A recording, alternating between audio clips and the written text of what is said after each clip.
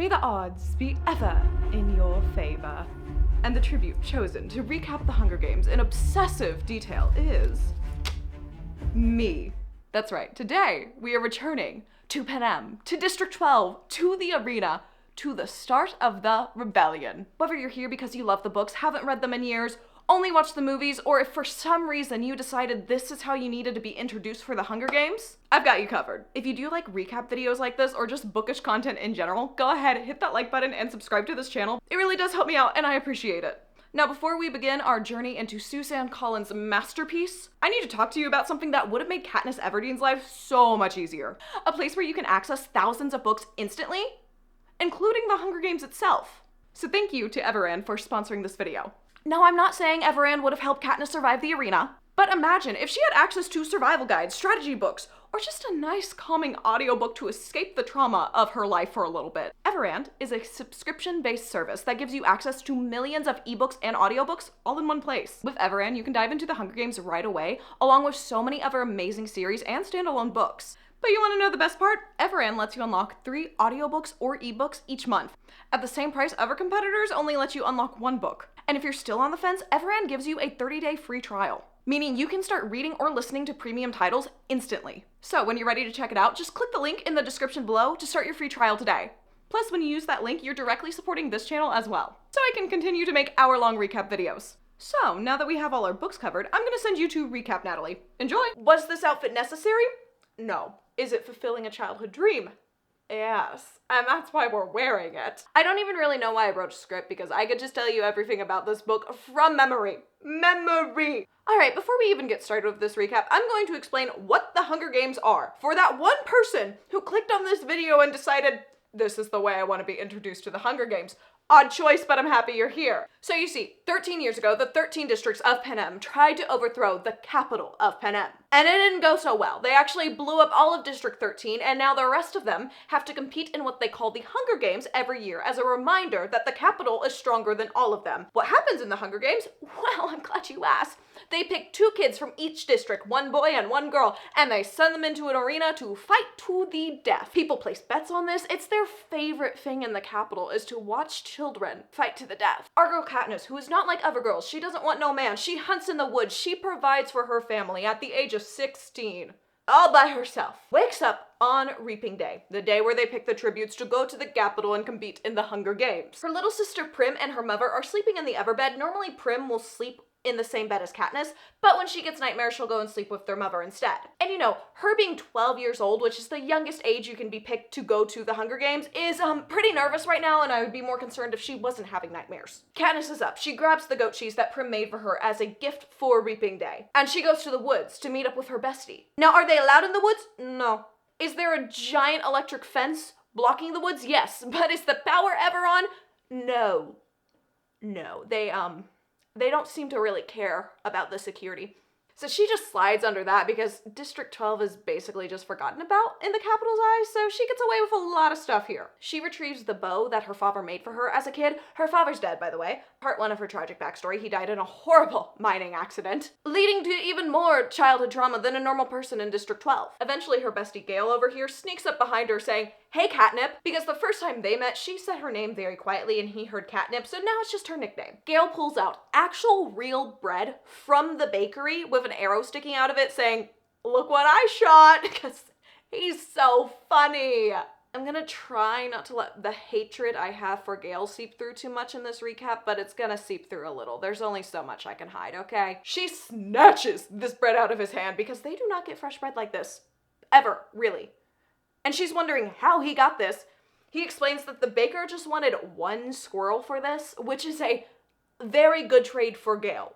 So the baker was just feeling generous because, you know, Gale does have a chance of being picked for the Hunger Games and being sent to arena to die, so, you know, brings out the best in all of us. She brings out the cheese that Prim gave her, and Gale goes, "Happy Hunger Games!" And Katniss picks up, "And may the odds be ever in your favor," mocking Effie Trinket, who is sent as an escort from the capital to take them to the games and kind of teach them manners and all that stuff and keep them on schedule. As they're eating, Gale decides right now is a good time to bring up a very serious conversation about just running away into the woods with both of their families. Katniss goes, "You have 3 siblings and I have Prim." which is problem enough. This brings Katniss to saying, I never want to have kids. Gale says, I might if I didn't live here. She goes, but you do live here. And then he snaps, forget it. My God, it is not that serious. She was just stating a fact. She's really confused on how they got to this conversation about having children, because there's nothing romantic between them, obviously. That would be crazy. I mean, he's like a brother to her, right? Then she proceeds to think about how he will find a wife that is good looking one day and have all the kids he wants, and that she'll only be jealous because good hunting partners are hard to find. This may just be the weakest excuse I have heard from a main character for not liking somebody. Does she think this fictional wife is going to ban Gale from hunting so he can provide food for their family? I don't think so. After they've hunted and gathered everything they can for that day, they head to the Hob, which is District 12's black market. But considering half the peacekeepers who are the law enforcement officers there are regulars and know the vendors by name, calling it a secret is about as accurate as calling the Hunger Games a friendly sporting competition. They sell to Greasy Say like normal. Pause. If you watch the movies, no, they're not getting the pin from her. The pin does not come from her. This is one of the things the movies did horribly wrong. So wrong. Why would this random old woman have a gold pin for sale and give it away to Katniss for free? Like, I get being generous because you like Katniss, but that doesn't make sense. She is dirt poor. If she had a gold pin, sold. Money. We'll get to the actual story about how Katniss got this gold pin in a bit. And you'll need to know this story if you plan to read Sunrise on the Reaping, or it's not going to make any sense. They leave the Hob and go to the mayor's house to sell the strawberries because he's quite fond of them. The mayor's daughter, Madge, is basically Katniss's only other friend, except they're more just acquaintances because they're both loners and they just kind of sit together. They don't really talk about anything though, but like, they're introverted best friends. Anyways, she's the one who answers the door. She's all dressed up in her Reaping Day dress.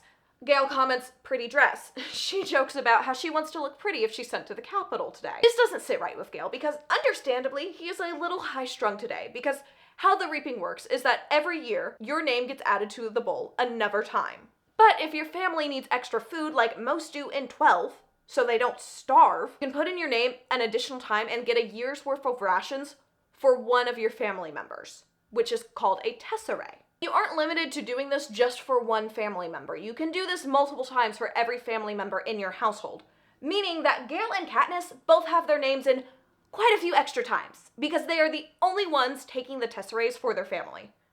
Both their dads died in that mining accident, by the way. His dad also... Katniss at 16 has her name in 20 times, and Gale at 18 has his name in 42 times because he has more family members. And Madge, being the mayor's daughter, always having food, would have never had to put her name in an additional time, so the odds are in her favor. Luckily, Katniss is able to get Gale out of there before he starts a fight that he'll regret later, and eventually she gets back to her house. She is shocked to see that her mother has laid out one of her nice dresses from when her mom was a girl, and her family ran the apothecary in town, meaning they were merchants, so richer in 12 standards, but still dirt poor compared to the Capitol. Her mom even offers to braid her hair. Katniss is doing her best to graciously accept this from her mother because her mother kind of, completely abandoned her children when their father died in the mining accident because she got so depressed and couldn't move or do anything, leaving the 11-year-old daughter to fend for the whole family. There's a few emotions pent up there. Yes, their mother was depressed, but also she had kids to take care of, and the 11-year-old could get over it, so I think she could have too. I'm not saying she's an all-around awful person, but she's an awful mother to Katniss. Prim looks at Katniss when she's ready and says, "You're beautiful." Katniss, not knowing how to take a compliment, just brings Prim into a hug, knowing that Prim is terrified since, again, this is her first reaping with her name in the bowl. As they're leaving, Katniss sees that Prim's shirt is sticking out of her skirt, making a little duck tail, and says, "Tuck into your tail, little duck." And then they both start quacking. They're so cute. They walk to the square right in front of the Justice Building where the reaping is held, and they have to walk by all the racketeers, which again aren't really mentioned in the movies, but it's basically a bunch of adults who are just betting on who's gonna get picked from what age range, if they're gonna be merchant or seam. Seam is where Katniss is from in the poorer parts of District 12, and a merchant would be like Madge or somebody who runs one of the shops in town. The racketeers kind of make my skin crawl. They're not really mentioned ever again, but just the idea of them betting on who's gonna die is, ooh, it's so weird. So weird. On stage, 2 of the 3 seats are filled with the mayor and Effie Trinket, who is looking at the 3rd seat with a lot of concern. But when the clock strikes 2, the mayor steps forward to explain the history of the games, which is just a lot of capital propaganda, and you're gonna obey us now because we have full control over you. And then he goes over the names of the past victors of District 12. Remember, this is the 74th Hunger Games. And they, in District 12, have had 2 victors. One of those being Haymitch, and one of those being a unnamed victor, but we know from Ballad of Songbirds and Snakes that is Lucy Greybeard. Haymitch chooses this time to stagger onto the stage and fall into his chair. He's very drunk, but this isn't surprising because this is Haymitch's normal state. The crowd starts clapping for him. He's confused. He goes over to give Effie a hug. She has to get him off of her. She looks upset, but then puts herself back together and goes over to draw the names, saying, "Ladies first." She goes to the bowl with all the girls' names and selects a card. She pulls this one slip of paper out, unwraps it, and says, "Primrose Everdeen." No, you didn't hear me wrong. The girl with her name in one time, who maybe weighs 70 pounds if she's lucky, just got reaped for the Hunger Games. Katniss freezes, not knowing what to do for a second, but then she comes to, sees that Prim is almost on the stage, and runs forward, sweeps Prim behind her, and goes, "I volunteer! I volunteer as tribute!" Prim is sobbing, crying, "No, you can't do this! Don't do this, Katniss!" Gale has to come over and grab Prim and carry her away. Everybody's pretty confused on how to react because even though volunteers might be normal in some districts, District 12 has never had one, I'm pretty sure. So, Katniss is a first to volunteer to go to the death match. She walks up the stage over to Effie, who is very startled and doesn't know what to do right now, and just says, "I bet that was your sister." She tries to get everybody to clap for Katniss, but she is met with silence. Even the racketeers who are placing bets on children will not clap for this. Then, everybody in the district raises the middle 3 fingers on their left hand, kisses it, and raises it up into the air. This is an old gesture that is rarely used in District 12 anymore. It means thanks, admiration, goodbye to someone you love. Now, why would they be doing this to Katniss? Well, she is somebody who the whole district has had to struggle to get by, as everybody else. But they loved her father, and they love her. Katniss is trying to hold back tears like the rest of us when Haymitch gets up to congratulate her, telling her she's got a lot of spunk, and then looking directly into the camera, going, "More than you." Then he plummets off the stage and has to be taken off in a stretcher. This reaping ceremony is going perfectly for Effie. Somebody's fallen off the ground. She didn't know how to react to a volunteer. She even came out of order for the volunteering. It didn't even go right there. Effie is panicking. She's doing her best to get everything back under control and goes over to the bowl with all the boys' names in it, pulls a little slip of paper out and reads it saying, "Peeta Malark." Katniss is up on the stage thinking, somehow going to the Hunger Games just got even worse. You must be asking, is Peeta a horrible person?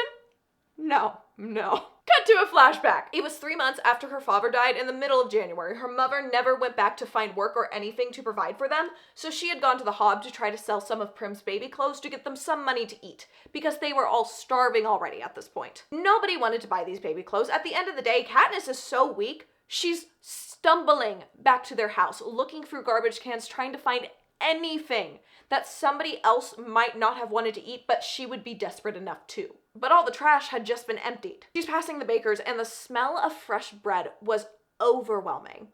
She decides to look in their bin, and then she starts getting yelled at by the baker's wife, telling her to move on or she's going to alert the peacekeepers. That's when she noticed Peeta looking at her from behind his mother. Once they go back inside, it hits Katniss that she has nothing to bring her starving family. Her knees just buckle and she slides down the tree she was next to. As sad little 11-year-old Katniss is just sitting here in the rain, soaking wet. She hears a crash and then yelling from inside, and then Peeta comes out with 2 loaves of burnt bread with a red mark forming on his face from being slapped. He was told to throw this bread to the pigs, but instead without even looking at Katniss, just throws them to her. She's stunned and doesn't even know if he meant to do that at first, but then realizes of course he did. She grabs them, tucks them into her jacket. They're almost burning her, but she doesn't care. She goes straight home to share them with her mother and Prim. When they cut into this bread, they see that it was just the outside that was affected by this, and it's a nice hearty filled bread with like nuts and raisins and stuff, so it's more nutrients than just bread would be.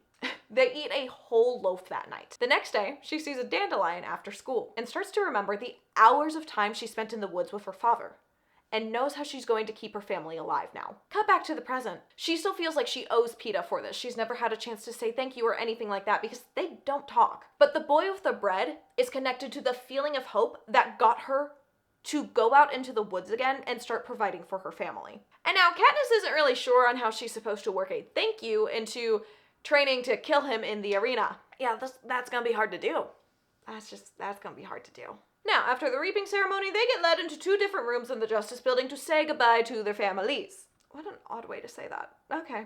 Prim and her mother are the first ones to visit. Katniss is reassuring them that they will be okay. Gale is going to take care of them because Gale and her had made a deal long ago that if one of them was ever picked for the Hunger Games, the other would take care of the other person's family. Prim can sell the cheese she can make from her goat, and she is not to take any of the tesserae. Then Katniss turns to her mother to make sure it is crystal clear that her mother cannot just disappear on Prim like she did with Katniss and Prim. She cannot disappear if Katniss gets brutally killed in the arena.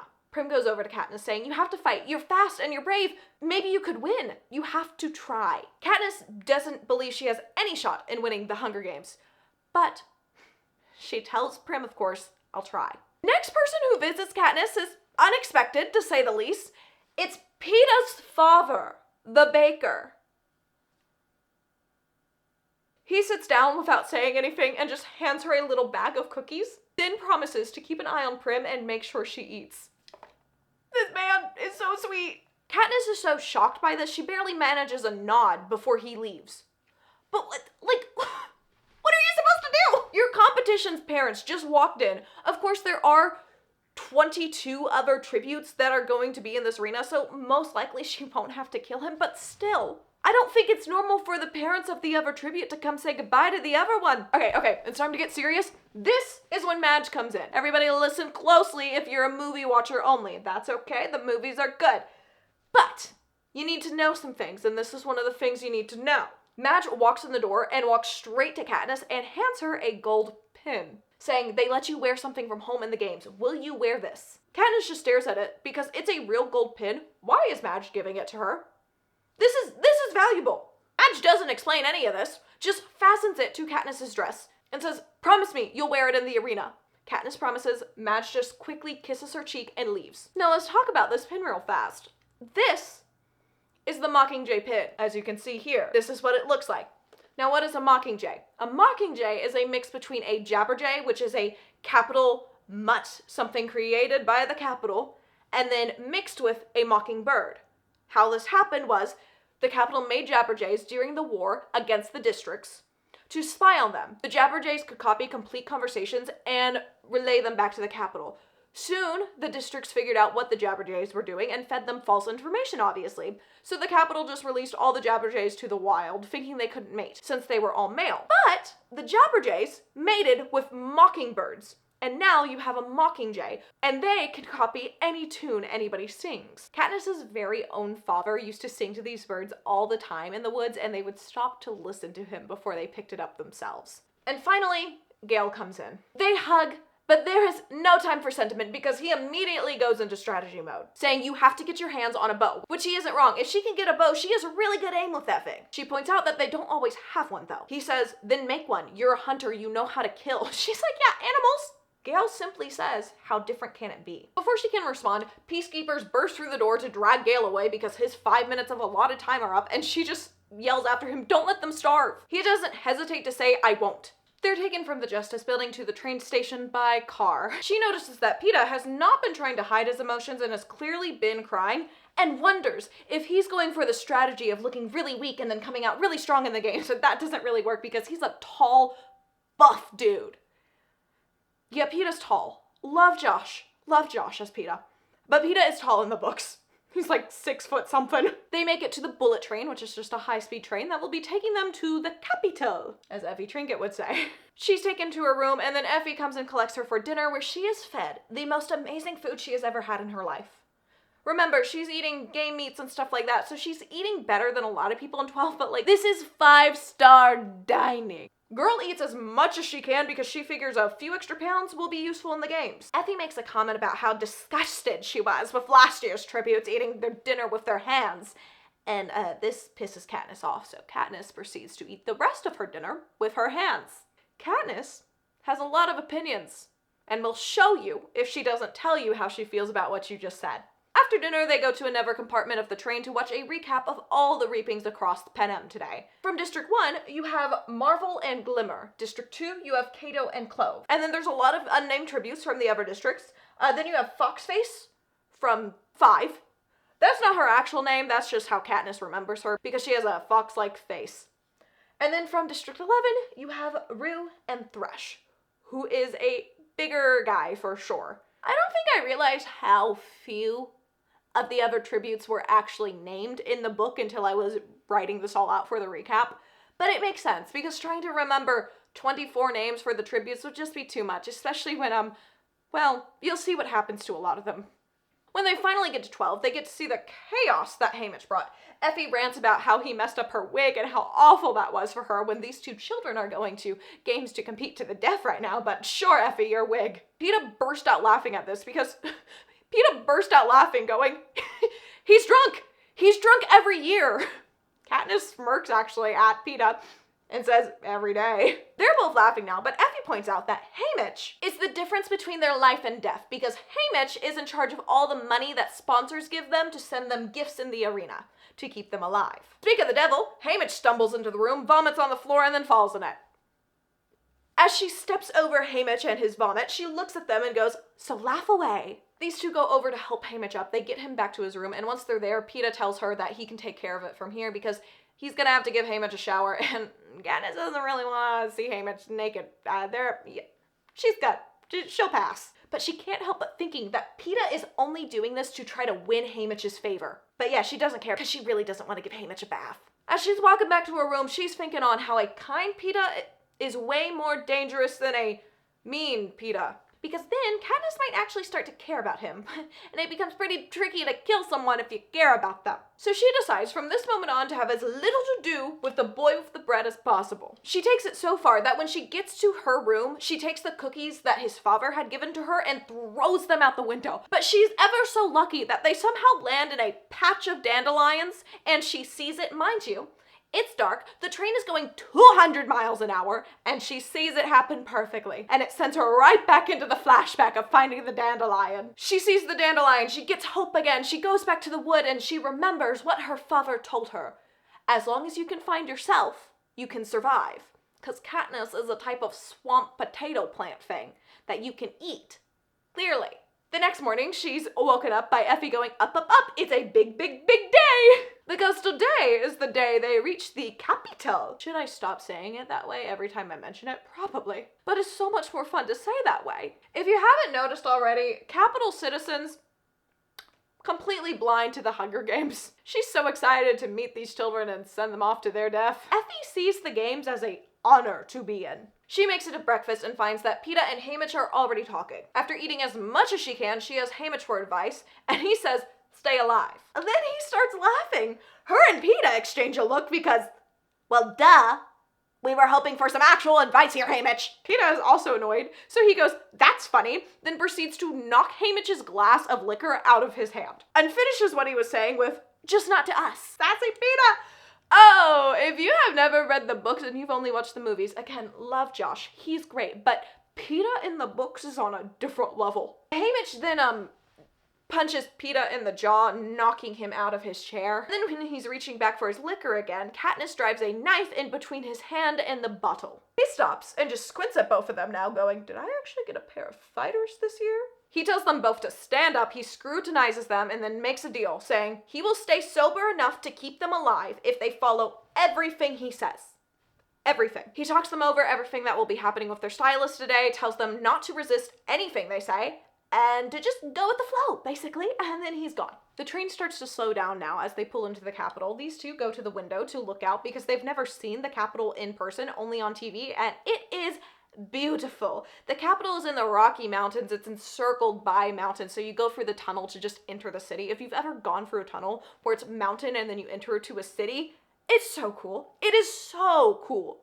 And they're from this little impoverished town to this big thriving city with these people in different colored outfits, different colored hair. Everything is so extravagant there that they're just both looking out the window. Katniss backs up from the window because there are people pointing at them because they recognize them from the TV, but Peeta stays there and waves. He looks back to see Katniss looking at him and goes, "Who knows, maybe one of them is rich." She proceeds to overthink everything. Did Peeta send his father to just give her those cookies to get on her good side? Did he offer to take care of Haymitch alone for a reason? What is he planning? She doesn't know yet. But one thing is clear to her. Peeta Malark is fighting hard to kill her. And this is why we have to remember, Katniss is an unreliable narrator. She is constantly assuming the worst, questioning every act of kindness from anybody, like it's some elaborate strategy against her. But is Peeta actually plotting her downfall? Or is she just so used to fighting for her own survival that she can't see anything else? And yeah, I'm not gonna tell you the answer to that one yet. She gets off the train and is taken directly to her prep team, and they are getting her to beauty base 0, getting like any little scratches off of her, polishing her, waxing, all that good stuff that you have to do to a 16-year-old to present them in front of the whole country. Now, the 3 people in her prep team are Capitol citizens. They all have different forms of Capitol enhancements on them. One of them has green skin, as you can see. But this is Flavius, Vina, and Octavia. I'm pretty sure I got them right. I get them confused. Katniss is just laying on the table while they do all this completely naked, and even though she's a very modest person for the most part, she can't feel self-conscious because how these people talk, it doesn't even make them feel human to her. They feel like little puppies that don't understand the world, but they're the adults here. They're the adults. Once they're finished, they run out to get Cinna, her stylist. She is shocked when Cinna comes in and looks completely normal. He just has a little bit of gold eyeliner around his eyes. Mind you, she is still naked, just standing there as Cinna goes around her, looking. Not in a creepy way. It sounds so creepy, but just all of Panem is not really a modest country per se. It's not talked about too much in depth, but it's implied that people are really used to just seeing bodies. Anyway, Cinna, guys, stay with me. You're gonna like this character. He doesn't have a strong start. I understand that. Oh, I made him sound so creepy. Oh no. Okay. Cinna eventually just asks her who did her hair. She informs him it was her mother. She's never seen this stylist on screen before, and turns out that's because he's brand new to the Hunger Games this year. She assumes that's why he's been placed with District 12, but he informs her that he actually requested to be with District 12. Now, that's really weird because District 12 is basically seen as the worst district to get. Again, they have 2 victors out of 74 Hunger Games. They don't have a good record. After he's done looking, he asks her to put on a robe so they can talk about her costume. Now, why is she wearing a costume? Well, that's because they put all the tributes in chariots driven by horses, so all the Capitol can see them as they parade around the little center square area. As Cinna is talking about her costume, she is more and more sure that she is going to end up completely naked, covered in coal dust, like one of the tributes from District 12 in the past got for their costume. And let's not forget, all the tributes are children, so they paraded a naked child covered in coal dust in front of everyone. This wasn't Cinna. Cinna asks her, "You're not afraid of fire, right?" And Katniss goes, "Great, I'm gonna die before I even get to the games." The book doesn't actually tell us her reaction, but I figure it's that. Cut to a few hours later. She is dressed in a black unitard with shiny boots and a cape. Also, she has a little crown on that matches Peeta's. Their whole outfits match, basically, but the crown matches as well. This is really important to know. It's a really important detail that we needed to spend this much time talking about. So why did Cinna ask if she was afraid of fire? It's because him and Portia, Peeta's stylist, created a synthetic fire that they're going to light them with so they look like they're on fire, but it's fake fire. And they're ensuring them that it's perfectly safe, but Katniss and Peeta do not believe them. Katniss's face is basically completely free of makeup and her hair is just down her back in a braid, because Cinna wants people to be able to recognize her in the arena, so they're more likely to sponsor her. He's already playing the game. It may be Cinna's first year, but he is very good at this. Right before they're about to go out the gates in front of all the capital, Cinna hops on the chariot, lights up their headpieces and capes, and tells them to hold their head high and smile. As they're moving away, Katniss looks back, the music is growing louder, Cinna is saying something, but she can't hear him. So she asks Peeta what is he saying, and he says, I think he's telling us to hold hands. He proceeds to grab her hand, and Cinna nods. At first, the capital citizens are very alarmed because, oh my gosh, are those children on fire? Are they gonna die before we get to see them brutally fight to the death in the games? That would be so rude and brutal and disrespectful of them. How dare we do that to them? But in reality, they're fine, and then everybody starts cheering for them, chanting District 12, and then they go to the programs to find their name, and they're chanting Katniss, Peeta, exactly like that. It's just actually one person in the crowd, and they're very, very loud. No, it's the whole crowd. The screens are paying more attention to them. Everybody is loving it. Katniss is even playing into this, blowing the crowd kisses, waving at them, because she knows she's gonna need some help in the arena. They reach the city center, and she realizes just how tightly she's been holding Peeta's hand and starts to loosen her grip, but he's the one to grab her hand tighter now and say, don't let go of me. I might fall right off this thing. She continues to hold his hand, but she can't help but feel strange about it because, you know, they're going to the Hunger Games. If I haven't said it enough already, they're gonna have to fight to the death there. Have you gotten the point of the Hunger Games yet where they fight to the death? I don't think I've said it enough. This video is monetized. It'll be a miracle. They get to the city center to watch President Snow give his speech. The cameras again are focusing on them more than any other tribute. Because, you know, they are on fire, literally, so what do you expect the cameras to do? After President Snow gives his welcome speech, they make it back to their prep team, who are completely unintelligible with how excited they are. She looks around to see that the other tributes are shooting them lots of dirty looks because they just took all the attention from everybody else. Peeta thanks Katniss for holding his hand because he was shaking like a leaf. She points out that nobody noticed, he was fine. And Peeta over here goes, I'm sure they didn't notice anything but you. You should wear flames more often, they suit you. And then gives her a sweet smile. First she's like, oh, sweet. Then she's like, no. I just made an agreement with myself about this situation. Peeta is trying to kill me. The more likable he is, the more deadly he is to me. Then she gets this crazy idea. She's like, who can play at this game? So she goes over and kisses him on the cheek. They're on the elevator going up to their floor, the 12th floor, and Effie is ecstatic with how everything went today. She talked to as many sponsors as possible, and even though they may have reservations about sponsoring somebody from District 12, Effie told them, well, if you press coal hard enough, it turns into pearls. Oh, Effie. She's so ditzy. The whole time.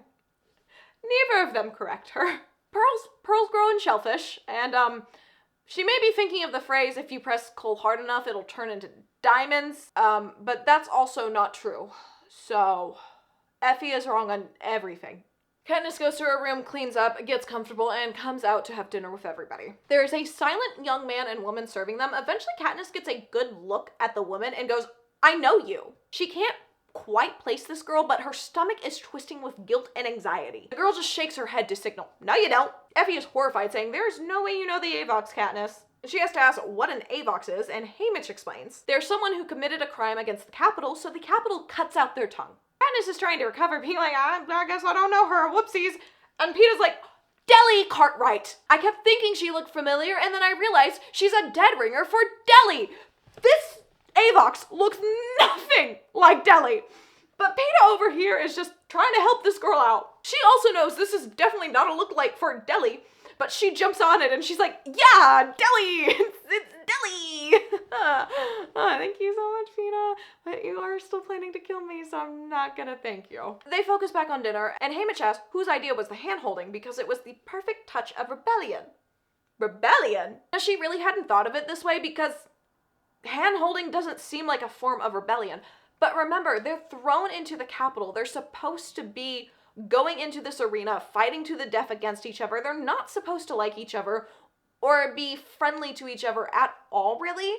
And yet these two come out on the first night holding hands as a sign of unity of their district. Basically just telling the Capitol, we're not going to act like you want us to. And the Capitol does not take kindly to that. As they're walking to their rooms, Peeta stops in Katniss's doorway and as subtly as possible is asking, so how you know the Avox? She's thinking how to tell him or even if she wants to tell him. Peeta sees that she's hesitating and asks if she's been up to the roof yet. Cinna took him up earlier and you can see the whole city, but it's quite loud out there. See, this is basically just him saying there's not going to be any cameras or listening devices that would be able to hear us up there because they figure the whole place is rigged with them. They're up on the rooftop. The first thing Peeta explains is why they're even allowed up there in the first place, because this seems like the perfect place for a tribute just to decide they don't want to compete in the games and just end it real fast, you know? But there's actually a force field around the whole roof, so if you were to jump off, it would just bounce you back on. You can't escape. You're going to the games. He takes her over to the garden, and she starts quietly telling him about how she knows this Avox. One day, her and Gale were out hunting in the woods when suddenly all the birds stopped singing at once. Then they saw this girl and the boy running for the woods. They didn't look like they were from the districts, they looked like they were from the capital. A hovercraft just appears out of nowhere, drops a net down on the girl, and then spears the boy, bringing them both up. The boy is dead. He is not alive. The girl is, though. She's just in a net. Peeta's asking if they saw her. Katniss says no, but actually Katniss lied. They did see her. Because her and this girl made eye contact, and the girl was calling out to them for help, but they didn't do anything because the hovercraft was there. Peeta sees that she's shivering. He takes off his jacket to put over her. She starts to take a step back, but decides to just accept this act of kindness. Progress, Katniss, progress. As he's securing the top button of the jacket around her neck, he's asking, where were they going? Because there's nowhere past 12. Well, except for the ruins of District 13, but the capital has repeatedly told them that that is not a livable place. It is still too heavily affected by radiation. As they're walking in, Peeta is asking if Gale is the one who grabbed Prim. She confirms he is, and then asks if Peeta knows him. Peeta doesn't know him, but he just hears the girls talk about him a lot and admits he thought that Gale was her cousin or something. Then he asks if Gale came to say goodbye. She confirms he did. Then she adds, your father also came to say goodbye to me? Peeta is clearly shocked by this, but goes, it makes sense. He likes you and your sister a lot. Peeta then decides to drop some lore right now and goes, crazy story, but my father actually liked your mother, but she ran off with the coal miner that was your father that's dead now. He doesn't say that part, but you know. She didn't know any of this, but not wanting to sound rude, she's like, my mother grew up in town. I think he knows, Katniss. I think he knows by you saying that. Oh yeah, my parent used to like your parent. My parent grew up there.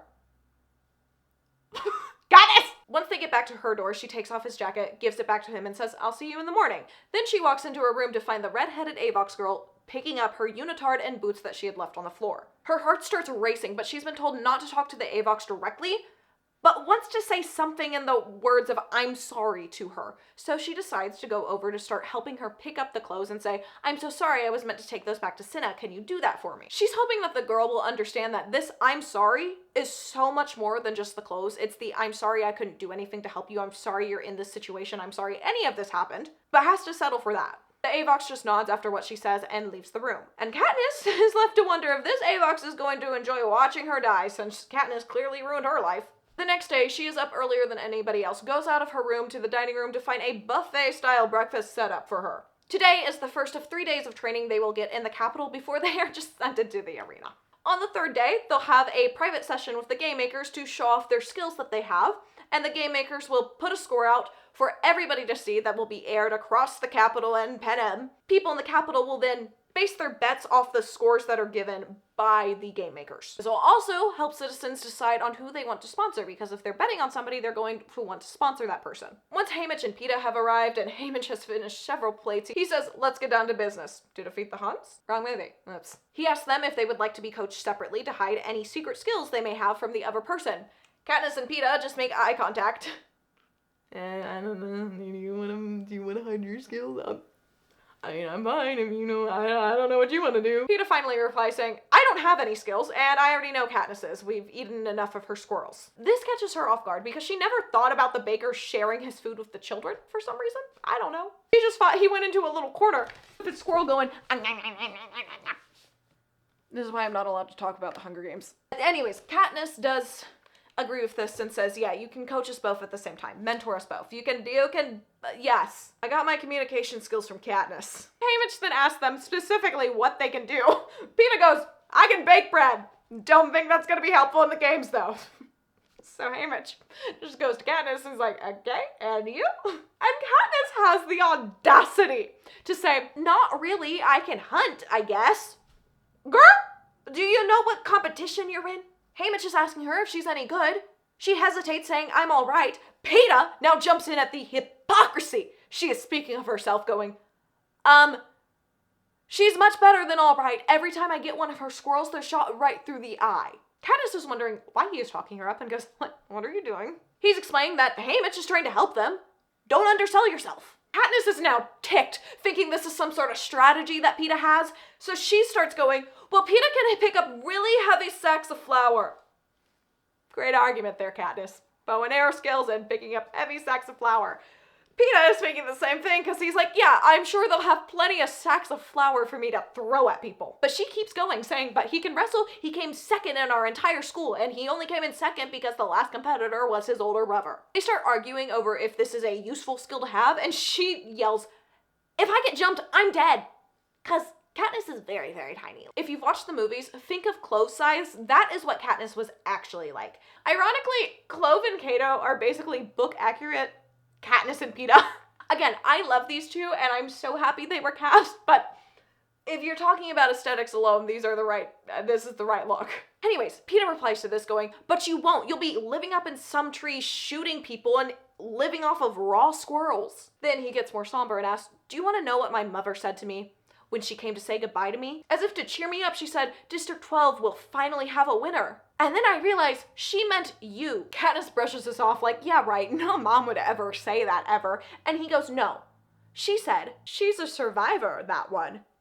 She is. Katniss is too stunned to even say anything for a second, but then calms down and looks at him and says, only because somebody helped me. Peeta looks at the roll she is currently holding, and she knows he remembers that day just as well as she does. He's pointing out that Katniss will have people tripping over themselves to sponsor her. She's like, no they won't, they don't like me. Nobody likes me. Nobody has ever liked me ever once in my life besides Gale, Prim, and Madge maybe. That's it. Peeta turns to Haymitch and just goes, she has no idea the effect she can have on people. Katniss, a strong independent girl over here, is like, what does that mean? Because when they were dying of starvation, no one helped her. No one except Peeta. She's also thinking about how she's a really tough traitor at the Hob, or maybe that's just because people like her? Or they liked her father, but she also brings first-class games, so she settles on that no one pities her. While she's thinking all this, she's just glaring at the roll in her hand. Peeta thinks people pity me. Peeta. After a little bit, Haymitch is like, look, I can't guarantee there's gonna be a bow in the arena, but here's what you can do to make the game makers want to put a bow in the arena for you. He tells them to spend all their time during training learning new things, not showing off their strength to any of the competition. They need to save that for their private sessions with the game makers. And the last thing he wants them to do is that whenever they're in public, he wants them by each other's side at all times. They start to object to this, well, mostly Katniss, and he's like, you said you would do everything I told you to do, so you're gonna do this. Then rushes them off to go meet Effie at the elevator, who is already panicking about them being late. On the ride down the elevator, Katniss is just thinking about what Peeta said. She has no idea the effect she has on people, and she just knows this was a way to demean her. Because to her, Peeta is playing 4D chess. But Peeta is actually playing checkers, wondering why she's getting the chess pieces out. When they arrive, she quickly notices they are the only pair that matches, and also that all the boys are taller than her and at least half the girls are. But she is fitter than most of them because she spent her days hunting in the woods and also eating pretty good food, so her muscles look good. She is toned. The wealthier district tributes, known as the careers, are from 1, 2, and 4. They all look really fit because even though it's not legal to train for the Hunger Games, these districts basically have schools where they just send the children to train for the games. So it's a little bit of a cheat code, but the Capitol loves them so much they don't punish them for it. The woman gets there, she explains that they can visit any of the experts at any of the stations to learn from them. There's no fighting with each other. If they want to spar with somebody, they can get people they have there to spar with, but there is no touching of the other tributes right now because they want all the harm to happen in the arena. Cut to a montage of them going station to station. She loves the knot tying station so much. He loves the painting station so much. And he's so good at it because he frosts the cakes in the bakery. And this is how they spend the next 3 days. Just them going station to station to station to station. With Peeta pointing out at one point that little Rue is following her like a shadow. We get all the way to the 3rd day of training. At lunch, they start slowly calling in people one by one to their private sessions with the game makers. And Katniss is the last to go. Little rant here, something that has always confused me about the game and something I've never found a solid answer on, is that girls are picked first during the reaping, and then they're picked last here, and then at interviews they're picked first again. But Effie says ladies first, so I feel like that's the Capitol's mantra, so why do they randomly go last here? Is it just like every other? I don't know, and I've never been able to find an answer, so if you have a theory, please tell me. because to me, this is just for the plot. When she walks into the room, she quickly notices that all the game makers have been there for way too long. They've just watched 23 other tributes come through, spend up to 15 minutes showing off their skill. They're ready to go home. There's nothing she can really do about it though, so she just goes to the archery station and picks up a bow and arrow. She quickly notices that this is very different from her bow back home, and it's gonna take some adjustment. So she aims for a dummy and it misses completely. So she goes back to the archery station and uses that time to adjust. Then she starts shooting, doing some crazy tricks as she's shooting. She shoots a ceiling light. She looks over to find a few of the game makers watching, but not most of them. Most of them are focused on a roasted pig with an apple in its mouth that just walked in. Well, was walked in. The pig, that'd be weird if the pig walked in. It's dead. They're eating the pig. They're really excited about this pig. And they can't be bothered to pay attention to Katniss, who is about to go into a game risking her life to entertain the capital's people. She gets so frustrated and can think of no other way to get attention, so she just shoots the apple in the pig's mouth, shooting it right by the game makers. One game maker falls back into a bowl of punch. All eyes are on her now, and she just bows, saying, "Thank you for your consideration," and leaves. As she makes it to the 12th floor, tears start coming out of her eyes and she runs to her room and locks the door. Even though the others are calling for her, she doesn't answer because she thinks she has just ruined any chance she had at escaping these games. And the biggest problem is she thinks she just put her family's life in danger because she just shot an arrow at the game makers. Well, not actually at them, it was at the apple, but they don't really know that. So she just curls up on her bed and sobs. Remember, she is 16. She's a child. More people try to come and check on her, but she just shouts at them to go away. She's waiting for peacekeepers to come in here and just take her away and torture her, make her into an Avox, but she slowly realizes a lot of time has passed. If they were going to come and get me, they would have already done it. They'll probably just give her a low score in the games and make sure there is not a bow and arrow anywhere in that arena. Effie eventually comes in to get her for dinner. Everybody is trying to have polite conversation. Eventually, Haymitch is like, "Okay, what happened today? How bad were you?" Peeta explains he doesn't even know that it matters because by the time he showed up, nobody was paying attention to him. Haymitch turns to Katniss and goes, "And you, sweetheart?" I'm sorry. "And you, sweetheart?" Something about this nickname coming from Haymitch ticks her off. So she just goes, "I shot an arrow at the game makers." Everyone stops eating. Effie is horrified. And Katniss just repeats, "I shot an arrow at them." Well, not exactly at them, but in their direction. I was shooting and they were ignoring me and they were just staring at this roasted pig that walked in, so I shot the apple out of its mouth. And I was like, okay, what did they say? She then has to be like, "So actually, funny story, I just left after I did that." Effie is losing her mind because she was not supposed to leave until she was dismissed. Effie, I think the bigger problem is that she shot an arrow at them. Haymitch just like, "Well, that's that then." She asked him if they're going to arrest her or do anything to her family, and he goes, "No, because to do that, they would have to explain what happened today, and that would make them look stupid, so they're not gonna do that. They'll just make sure your time in the arena is hell." Then he goes, "So what were their faces like?" Katniss can't help but start smiling, saying shocked, terrified, ridiculous, and then mentions the one man that tripped back into the punch bowl. And they all start laughing except for Effie, but even she's trying her best to suppress the smile, obviously. And she even stands up for Katniss a little. After dinner is done, they go to the sitting room to watch the scores be announced, expecting some pretty bad ones. All the career tributes get somewhere between an 8 and a 10. Most of the other tributes average about a 5. Surprisingly, Little Rue gets a 7. No clue what she did in there, but she really impressed them, apparently. Peeta gets an 8, so he also clearly impressed them, and then Katniss gets an 11. And you're thinking, wow, she beat the 10 scale system. No, everything in this world goes up to 12. It's a 12 scale system because they have 12 districts, so everything is 12. Effie is squealing with excitement, and Gen is confused on how this happened. Haymitch just explains they must have liked your temper. And then they all celebrate. The next morning, she's watching the sun come up, and she can't help but think of Gale, and how this would be a day where they would normally spend the whole day in the woods. But she's obviously stuck in the capital, so, you know. And she remembers the first time they met. She'd been struggling along, hunting and gathering in the woods on her own for about 6 months now, when she came across some snares that she had never seen. She'd never had much luck with snares, so she went to go examine these. As she is about to touch one, Gale comes up and says, "That's dangerous." He asks for her name, she says it quietly, he hears catnip, and he informs her that stealing is still punishable by death. She repeats her name louder, and goes, "I wasn't stealing, I was just looking." Then Gale sees her bow and is like, "Can I see that?" They talk for a little bit that day and then gradually start to meet up more and more in the woods, and then eventually, without saying it, they just became each other's hunting partner and were always watching the other's back, splitting everything they got, making sure both their families were fed. Effie comes knocking on the door to tear her out of this memory, saying, "It's another big, big, big day!" Because they may not be training with weapons and how to survive in the arena today, but today, they're training on how to survive the interview with Caesar Flickerman. That's not right. Katniss walks out to see Peeta, Effie, and Haymitch already all around the table eating breakfast. She fixes her own breakfast, she sits down, and then after a little bit realizes no one is talking, which is odd because she may be quiet, but most of these other people aren't. So she asks, "What's going on? You don't have to wait until I'm done." Haymitch has to explain that there's been a change in plans. Peeta has asked to be trained alone. Of course, Katniss thinks everything she ever thought about Peeta was right, and she feels betrayed, horribly betrayed. And then remembers the games do start in 2 days, so maybe this is a good thing for them just to like disconnect before they're forced into the arena. Yeah. Basically, now the schedule for today is she will spend 4 hours with Effie doing manners training, etiquette training for the most part, and then she'll spend 4 hours with Haymitch figuring out her personality and persona she'll put on for the interviews in front of the entire nation. Hanging out with Effie and learning manners is no fun for Katniss, obviously. She is a woodland outdoorsy girl.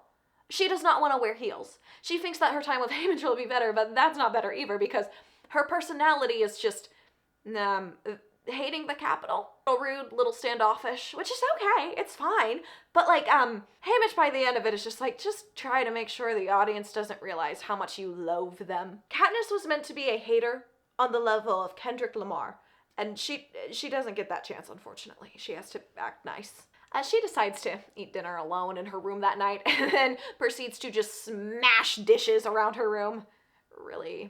Really good anger management. She is only 16, though. The Avox girl comes in, sees this, her eyes go wide, thinking, I gotta clean this all up now. Katniss yells at her, saying, "Leave it! Just leave it alone!" But this girl doesn't. She goes to the bathroom, wets a washcloth, comes over to Katniss to clean off her hands that have blood on them from the shattered pieces of dishes she's been picking up, apparently, and wipes it off. Eventually, Katniss says, "I should have tried to save you," but the girl just shakes her head, doing her best to signal Katniss would have just ended up an Avox herself then. After this girl gets Katniss cleaned up, they clean up the room together, and then she tucks Katniss into bed that night. And Katniss just wishes she could stay there and guard her all night. But when she wakes up, it's her prep team staring down at her, not the Avox. After a full day of preparation by the team, Cinna finally shows up with her dress. He tells her to close her eyes as she is put into it. The room falls silent, and she's like, can I open my eyes now? Is that allowed? When she does, she's completely blown away by what she looks like. She says she looks like a creature from another world in her inner monologue. Her dress is intricately covered in jewels, and even the slightest movement makes it look like a fire. Cinna dismisses the prep team and then asks Katniss if she's ready for the interview. She explains everything that happened yesterday, and she's like, so no, not really, no. I hate everybody here. Cinna's advice is just to be yourself. She again has to be like, I was so hostile yesterday. He goes, you're not with me or towards the prep team. They adore you. You even won over the game makers, and all the citizens of the capital already can't stop talking about you. No one can help but admire your spirit. Cinna gives her the advice as to imagine the question was given to her by a friend back home and answer it like it was them.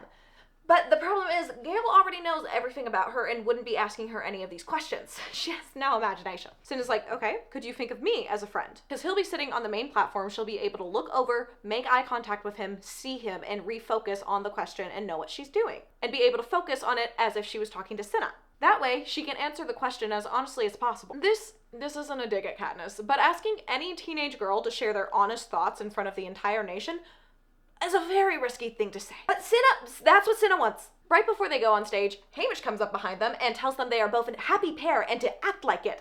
Katniss is confused because she thought that whole act dropped when Peeta was the one to request they train separately. But apparently she was wrong. She was very wrong. They all go on stage, take their seats behind where the interviews will take place. And again, if you've watched the movies, I got no clue why they're all standing backstage. It doesn't make sense. Okay. They sit down, and they're looking out at this ginormous audience. It is not a fancy theater. It is in the city circle. huge. It is standing room only. Everybody who is anybody is here right now. Caesar Flickerman now comes out to his dramatic music, and he's been hosting the Hunger Games for more than 40 years now. He has his hair dyed a different color for every games, and this time it's dyed a powdered blue. The intro music is still playing, he's getting the crowd hyped up, and oh my gosh, Caesar is an awful person. There are so many people that to this day try to argue that Caesar truly cared about these tributes. No, he didn't. He didn't. If you think Caesar truly cared about these tributes, then I hope you never see actual propaganda, because you're gonna fall for it every time. Caesar said, oh, I can get paid big money by talking to the children that are gonna die and make it seem like even more of a game. No, that's not a good guy. It's not a good guy at all. And even though we hate him, he's iconic. You just gotta respect the icon. That is Caesar Flickerman. Glimmer from District 1 is the first to go out for her interview, and she is in a see-through gown. Remember, this girl is probably 16 to 18, and her stylist has put her in a see-through gown to go and interview with Caesar Flickerman in front of all of Panem. See-through gown on a 16 to 18-year-old. This scene always just shatters my heart while I read it in the book, because even Katniss is like, oh, she's going for that sexy look. She can pull it off. Like, it's so normal to see the kids doing this that she's like, why couldn't I pull that off? Because you're a child. Eventually, Rue goes up, and when she's asked what her greatest strength is, she says, I'm very hard to catch, and if they can't catch me, they can't kill me, so don't count me out. She's 12, by the way. Did I mention she's 12 years old? And she reminds Katniss of Prim. She's literally just a baby, trying to hold on to the only hope she has left right now. After that, Thresh from District 11 does his interview. He's much more standoffish, honestly how Katniss would like to present if she was a strong man going into the games and not a teeny tiny girl. It's her turn now. She goes up, the music is going, and then Caesar asked her the question of what she was impressed by most when she first arrived to the capital. And she didn't quite hear him because she's having a little bit of a panic attack. He asked her again, and eventually she just blurts out, the lamb stew. And honestly, same. I would say my favorite food. He makes a joke, making sure the audience is warming up to her, making sure she's starting to feel a little more comfortable. And then he asks for more details on her costume from the opening ceremony. She says, you mean after I got over my fear of burning to death? She compliments Cinna, being like, I can't believe I was wearing this, and I can't believe I'm wearing this tonight. The audience is gushing over her outfit, and she looks over to Cinna, and he's just going, twirl. And she does. Spinning, she's giggling, she's all cute. Caesar has to steady her out when she stops. Then Caesar asks about her training score and how she got it. She looks over to the game maker's box and she's like, I can't tell them, right? And the one who fell in the punch is like, absolutely not, no! Caesar goes on to ask her about her sister and what she said to her. She explains that Prim is just 12 and she loves her more than anything, and Prim told her to try really hard to win. Caesar asks what she said to that, and she explains, I swore I would. And then their time is up, and he segues over to Peeta's interview. Once Peeta is up there, it's clear that he is a natural. They joke about him smelling like roses, blah, blah, blah. They go back and forth, and then Caesar gets down to the juicy stuff and is like, so you got a girl back home? Peeta tells him he's had this crush on this one girl forever, but he's pretty sure she didn't notice him until reaping. Caesar points out that if Peeta makes it through the Hunger Games, there's no way she could turn him down now. Because, you know, after they murder a bunch of other children, they become celebrities for the rest of their lives. But Peeta explains that winning isn't gonna help him because she came here with me. Peeta!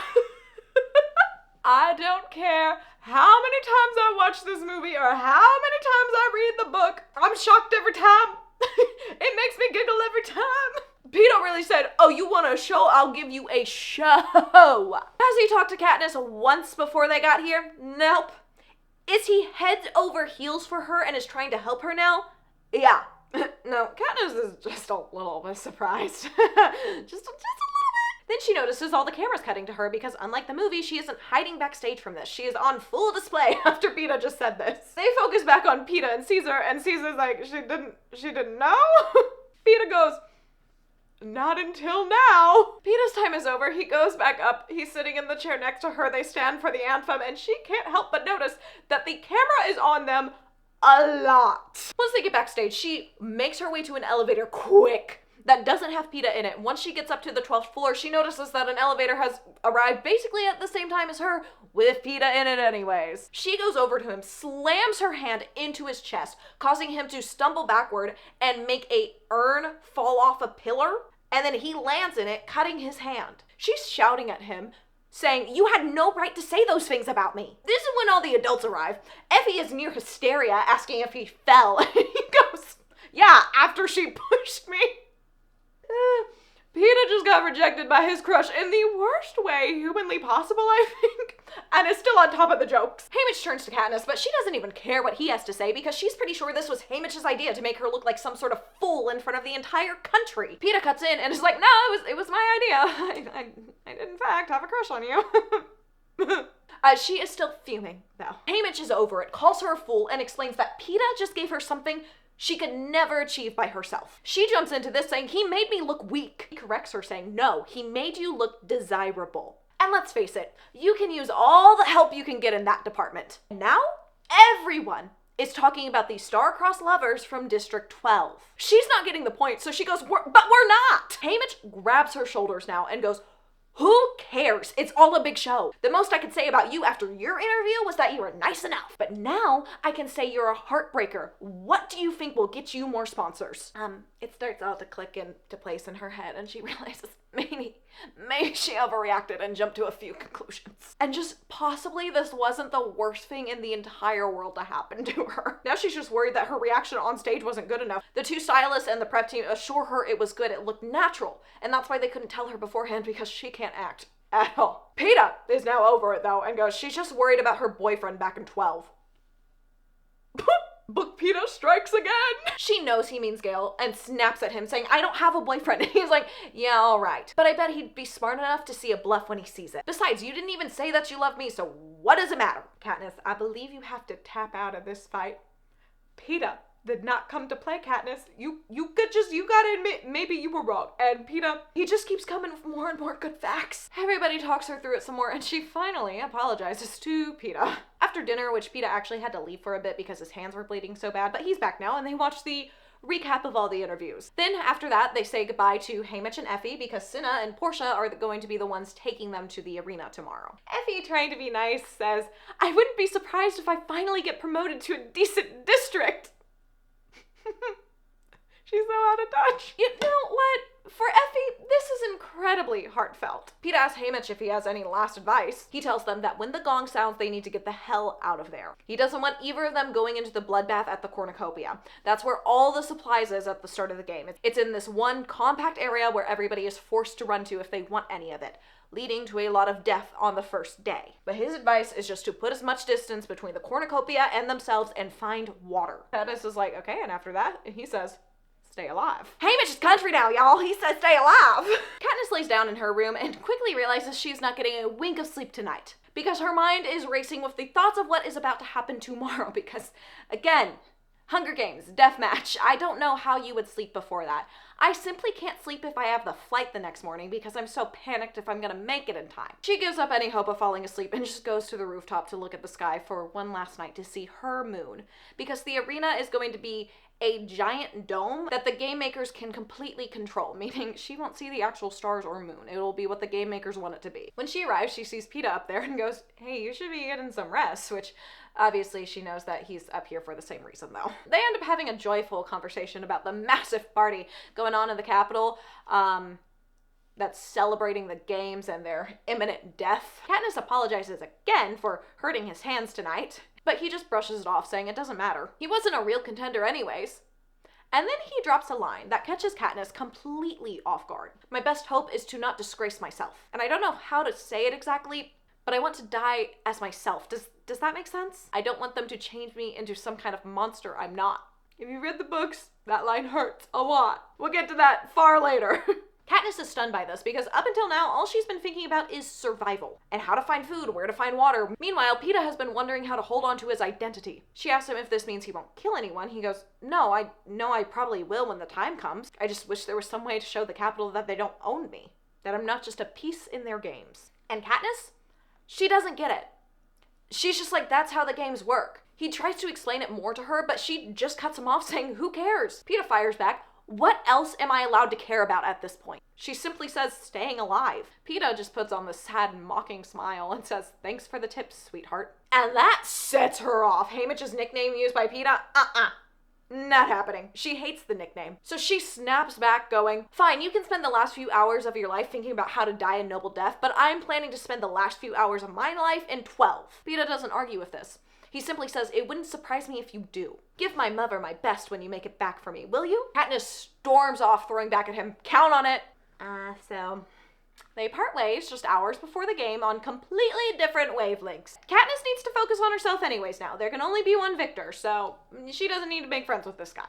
Once the morning comes, Cinna is there to take her to her hovercraft. Every tribute has their own. She has breakfast on there. She eats as much as she can and hydrates as much as she can. But it's not a lot because she's feeling incredibly nauseous out of fear of her life ending in a couple hours. Once they land, they follow the instructions to her launch room, or as the districts refer to them as stockyards, where animals go before slaughter. She goes to her launch room knowing this will be the only time it is ever used for the Hunger Games because arenas are never reused. Well, they turn into capital resorts that people can go to and even reenact the Hunger Games if they want to. She puts on her tribute outfit, which is a pair of simple brown pants, a green blouse, a sturdy brown belt, and a thin black jacket. Cinna takes whatever hint he can give her out of this and says that the material is designed to reflect body heat, so expect it to be cold. He then pulls out the Mockingjay pin she had completely forgotten about. She asks where he found it, and he explains it was on the floor of her compartment on the dress that she wore during the reaping. It barely even cleared the review board for her to be allowed to take it in because of the point of the pin, but he was able to argue that it wouldn't give her any advantage. But Glimmer got her token away because she had a little ring that if you pressed it, a little point would come out and it was poisoned. So she argues that she didn't know about it, but let's be honest, she probably did. They sit there waiting. She doesn't really want to talk about anything, so she just holds out her hand to him, and of course he holds it. And eventually a female voice announces it's time to launch. She walks over to stand on the circle metal plate. He's still holding her hand and says, "Remember this, I'm not allowed to bet, but if I could, my money would be on you. Good luck, girl on fire." A glass cylinder is lowered around her and she is slowly risen up into the arena. The announcer, Claudius Tenpolesmith, comes over the speakers in the arena and goes, "Ladies and gentlemen, let the 74th Hunger Games begin!"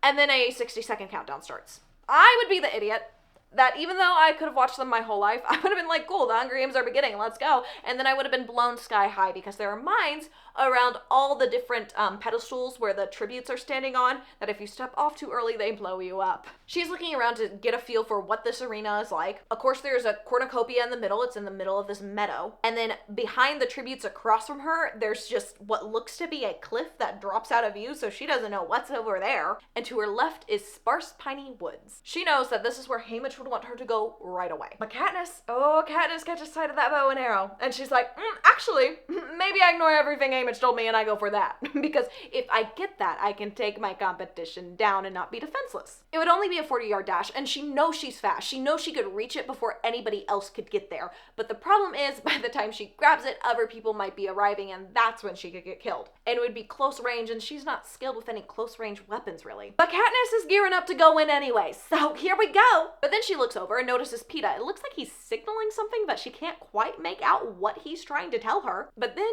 the gong goes off, and she knows she's missed her chance. She is so frustrated with Peeta for distracting her from this that she just runs in a little bit, not to the actual like full-on cornucopia, but just to the supplies that is scattered outward around it to grab a couple things. She grabs a little loaf of bread, a tarp, and she goes to grab this backpack, but a boy reaches it at the same time. This boy from District 9 is fighting her for it, but then he coughs blood into her face and falls down, and she sees the knife in his back and Clove standing behind him, armed with many, many knives already. Katniss does the only thing she can, unarmed in this situation, and starts running for the woods. She starts to hear a knife whizzing towards her and pulls up the pack to protect her head, and the knife lodges in it and doesn't hurt her at all, and she just thinks, thanks for the knife. She almost got stabbed in the head, but hey, she got a knife. It's well worth it. And you know, this is just Gen Z mentality. I know this was written when millennials would have been her age, but Katniss is Gen Z and you can't convince me otherwise. She spends the next few hours jogging / walking through the woods, just trying to put as much distance between herself and the other tributes as possible. Finally, in the late afternoon, she hears 11 cannons, meaning that the fighting in the cornucopia should have stopped now, and each cannon signals a tribute's death, meaning 11 of them are gone, so only 13 left. She starts wondering if Peeta made it out alive, but no, she'll know tonight, because whenever they play the anthem each night, they show a photo of all the tributes who have died that day in the arena. She finally decides to take a break and look through her pack. She finds one thin black sleeping bag that will radiate her body heat back to her. A pack of crackers, a pack of dried beef strips, a bottle of iodine, a box of matches, a small coil of wire, a pair of sunglasses, and a half-gallon plastic bottle meant for carrying water, but it's bone dry. She can't help but thinking maybe the lake she saw at the cornucopia is their only water source here, but then remembers she saw a rabbit recently as she was walking, and it wouldn't be that far away from a water source. She makes a few snares and then continues on for about 5 minutes to set up camp in a tree. She puts her small backpack into the sleeping bag, crawls in after it, and then uses her belt to wrap it around the trunk and herself. Which makes me question, how big is this belt? Like, I get it, she's small, but how big is this belt? How big is this tree limb? Because it sounds like she's sitting on it all comfy.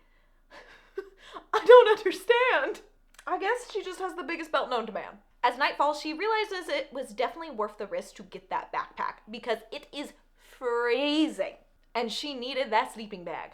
Eventually, the anthem begins to play and shows the girl from 3, the boy from 4, the boy from 5, both tributes from 6 and 7, the boy from 8, both from 9, and the girl from District 10, meaning Peeta is still alive. To herself, she is justifying why she's relieved to see he's alive. And she's like, well, it's just because if he wins, he brings food back to the family. Because the district that the victor of the Hunger Games is from gets a bunch of food delivered to them all throughout that year. But yeah, it's definitely not because she thinks Peeta is a good person or anything like that, or even likes him as a friend.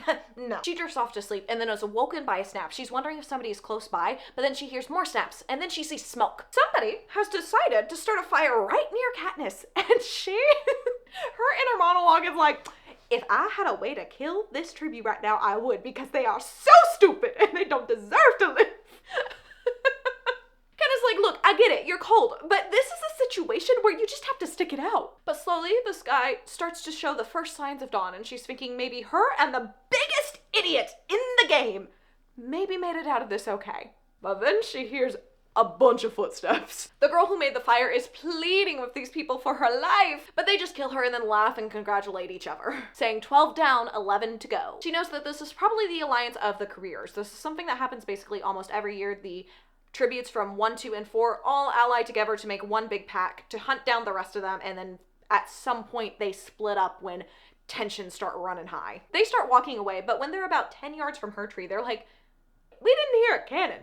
And then finally, one of them says, we're wasting time. I'll go finish her off and then we can move on. Katniss almost falls out of her tree because that voice saying, I'm gonna go kill this tribute, belongs to Peeta. She is literally tipped sideways on this tree limb, only held up by her belt, because she was that shocked. Luckily, the careers don't hear anything, and they just tell Peeta, who they call Loverboy, to go check. She is fuming because to her it's just been confirmed that he's been playing with her the whole time. And worst of all, he's allied with the careers. And now, she can't wait to see his face up in the sky. She overhears the careers, though, arguing whether or not they should keep Peeta alive any longer, because they only have him to track her down. They're actively insulting her, calling her simple-minded, and she probably fell for all that sappy romance stuff. Peeta gets back now to confirm the other tribute is dead, followed by the cannon firing. So yeah, not only is Peeta with the careers, he is helping them find her. A hovercraft appears, picks up this tribute, and then the careers leave without having seen Katniss, luckily. You see the beads of sweat going down my face? No, you don't. It got unexpectedly hot in Texas today. Once they are far enough away, she knows she has to get down, and she also knows as soon as she gets down on the ground, cameras are going to be on her, because Peeta just betrayed the girl he's had a crush on his whole life, apparently. She gets to the ground, and she just tilts her head and gives a knowing smile. I guess it went something like, what is a knowing smile?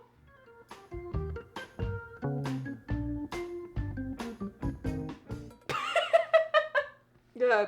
Anyways, the Capitol can guess at what that means. She goes back to check up on her snare she set up last night, and actually, one of them caught a rabbit. Our girl is so talented. Look what Gale taught her. Round of applause for Katniss. Anyways, bad thing is, you can't eat rabbits raw because they will give you something called rabbit fever. That's what Katniss knows because she did it once and it was bad. So she's like, well, I don't want to start a fire like the idiot who just got murdered. And then she's like, oh, the idiot who just got murdered had a fire. Maybe the coals are still warm. Luckily they are, so she gets to cook her rabbit and have a full meal. Once she's done with that, she knows she needs to find water because she is thirsty right now. She had no water yesterday once she got into the arena, and she has walked miles probably, and there's still no water in sight. She doesn't really know where to go, so she just starts walking. She's growing more and more fatigued, having to stop more often. Her urine is like dark yellow. Yes, that's the detail they give us in the book. It's getting really bad. Imagine, it's hot, it's humid, she's in the wooded forest, so at least there's some shade, but she's just been walking and walking and walking and walking. She's thirsty. By the time she finds a tree to rest in that night, she is stumbling over her own feet. She crawls into her little sleeping bag, gets set up in the tree, but all she can focus on is how dry her mouth is. The next day, she's even worse because, you know, she still found no water in her sleep somehow. So strange. Anyways, her head is throbbing to the beat of her heart, which is starting to go faster and faster and faster, because, water. Nope, none of that in her. Simple movements are causing her stabs of pain. She is doing bad. She goes on walking for a little bit in the day and she gets desperate, so she just goes, Haymitch, because her voice is so dry and crackly because, again, no hydration. How many times can I say that she has no water? Do you guys get the point yet? But really, she has no water and that's all she can think about. Haymitch doesn't send her anything though, even though she knows that Haymitch has to have money because they've both gotten good scores. Peeta put this whole love story on track. There's no way they don't have any money to send her some water during the second day. At first, she just thinks Haymitch is trying to punish her for something, and then she's like, maybe he's trying to send me a message. Why would Haymitch not send me water? Because I'm near water! So she keeps on trucking along. You'll quickly notice that her and Haymitch are just the same person and basically have like a form of telepathy during the games. He can send the simplest signs and she's like, I know exactly what he is thinking right now. And yeah, maybe it's just a convenient way to move the plot forward, but Suzanne crosses her T's and dots her I's because they are so similar. In Sunrise on the Reaping, we are going to see so much of Haymitch that reminds us of Katniss in this book. And I'm so ready for it. Anyways, eventually by the afternoon time, she just collapses. Still no water. Haymitch isn't sending her anything. And she's like, well, I guess I can die here. That's okay. I have the sweet smell of some sort of lily, and the ground is nice and soft, and she's swirling her fingers in some mud, and then she's like, mud? Water makes mud. Mud is water. No. She sees the little pond now and starts crawling the 5 yards towards it. And once she's there, it's taking everything in her not to just scoop the water into her mouth, but she knows that is not safe. She has the iodine and she has the bottle of water. So she gets the bottle, fills it up, puts a few drops of the iodine in it, and then waits 30 minutes, she thinks, because she doesn't have a clock in the arena, and then slowly sips on that water because our girl is made for survival. She knows what she's supposed to do. For the rest of the afternoon, she takes her time sipping on that half gallon, fills another one up, is sipping on that, and by the time she's settled back into her sleeping bag in a tree that night, she is feeling worlds better. The anthem plays, no tributes faces are in the sky, which you think would be a good thing, but not for Katniss. Because the next morning, Katniss is woken up by the sound of feet running, not human, animal feet, and then she looks over to see a wall of fire coming at her. She grabs everything and just starts booking it. Now, this is no natural fire. This is something made by the game makers to corral the tributes into a smaller area, so there is more action and probably a death today. Because heaven forbid, we go a whole day without a child murder. She's running, she jumps over a log at one point, but not quite high enough, and the tail end of her jacket catches on fire, so she has to rip it off, stomp that out, and rip off some of the bottom of it now. So now she doesn't have the jacket that's really supposed to help her stay warm. She still has it, it's just like a crop top moment now, which is not something you want when you have it for survival.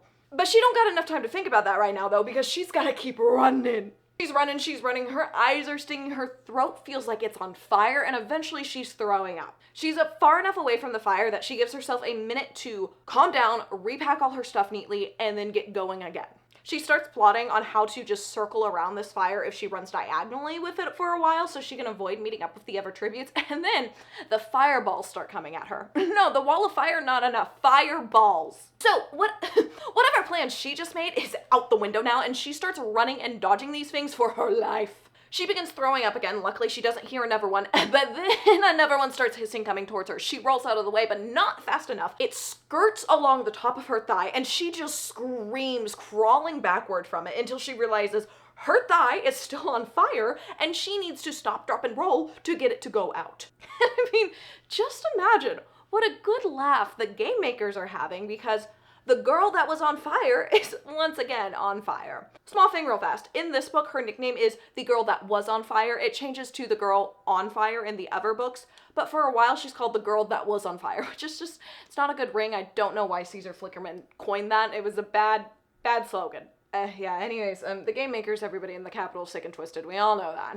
Nothing more happens after this, luckily, and she knows the attack is now over because she's probably near enough to some other tributes where some action is going to happen soon, but she doesn't really have time to think about that because her leg hurts so bad. She debates just sitting there with her knife ready to take on whoever tries to come at her right now, but her hands are also burnt and they hurt really, really bad as well. So she starts moving again, and she doesn't realize until she's like ankle deep in water that she found water. She slowly puts her hands in because she remembers from her mother, who was a healer, that cold water is the first thing you do to burns, but she knows you're not supposed to do it to really, really bad burns, so she doesn't put her thigh in quite yet because she hasn't even gotten the guts enough to look at it. After a while of her hands soaking and them feeling so much better now, she builds up the courage to look at her thigh, and she almost throws up again. Because, ooh, it is bad. 3rd degree burn, the worst burn you can get, it's awful. The flesh is bright red. It's covered in blisters. The burned area on it is the size of her hand. It's not just a little mark. The only good news is that it doesn't look like it's too damaged for her to soak, so she does. And it helps a little, but not that much because, you know, this is an awful, awful burn. And Katniss has a similar mindset to me where we would basically prefer anything but to get burned because it's just a pain that doesn't go away. It just sticks with you and it sucks. It's absolutely the worst. If I got this injury, I would be like, somebody take me out now. I can't go on, okay? Even after she soaked her burns in the cold water as much as she can, she just can't build up the energy to leave because she is exhausted now. She spent her morning running for her life and getting seriously injured, so she ends up falling asleep out in the open here. She's woken up by hearing human footsteps this time, and luckily she has a minute head start on them, and she starts running as well as she can. She's kind of limp running. Luckily, her pursuers aren't moving as fast either. They've obviously been damaged by the fire as well, but still they're gaining. She finds a tall tree and she starts climbing up that thing as fast as she can. By the time the careers plus Peeta have reached the base of the tree, she's already 20 feet up. She is feeling completely hopeless at this point because these people are surrounding her tree. They're probably just gonna climb up, and then she remembers she's 50 to 60 pounds lighter than all of them. She can get to higher branches that they just won't be able to get to because it won't support them and they will break under their weight. So this keeps her at least out of their grasp for now. Katniss, figuring this all out, gets a little bit of her sass back and calls out with a little too much confidence, asking, "How's everything with you?" They're all really confused. Then Cato's like, "I'm just gonna climb up there and get her." Glimmer then offers him the bow she has, and Katniss hones in on it, and she's like, "That's my freaking bow." He starts climbing. She scurries up another 30 feet on this tree. She hears a crack and looks down to see Cato falling from 20 feet to the ground. Unfortunately, he doesn't hit his head wrong on this drop, so he's still alive, just a little sore and probably embarrassed, but at least he didn't get his hands on her. Glimmer then takes out the bow and tries to aim at her. Doesn't go so well. She hits the tree somewhat near her, so she grabs the arrow and goes, "Thanks." They're all arguing over what to do now. Eventually, Peeta's like, "We can just stay here and wait her out. She has to come down at some point, doesn't she?" Now, you may be thinking, Peeta, why are you saying this? They were failing at every other way. Maybe they would have just left. He has a plan. Trust him. Okay, trust him. Katniss doesn't. But I need you as the audience to trust him. She accepts that she's just stuck in this tree now and finds a place to sleep for the night. She's just thinking over how she can get out of this, and then she starts looking around. She's seeing eyes of creatures in the night, and then she looks closer at a set of eyes and she goes, "Oh my gosh, that's Rue." Rue is just in the tree opposite her like, "Hey girl, hey," and she's pointing at something. Katniss looks up to see a trackerjacker nest. What is a trackerjacker?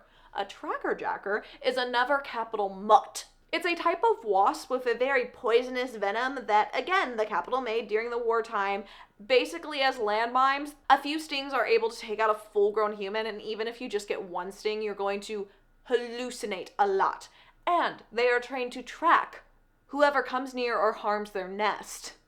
Trackerjackers. Even though this idea risks her own life, if she can get up there and cut it down to fall on the careers and Peeta, she can get out of here. So she decides during the anthem tonight, she's gonna climb up there and start sawing away with the knife she has and try to drop it on them. She makes it up there a little before the anthem is playing, and she realizes the trackerjackers are really quiet.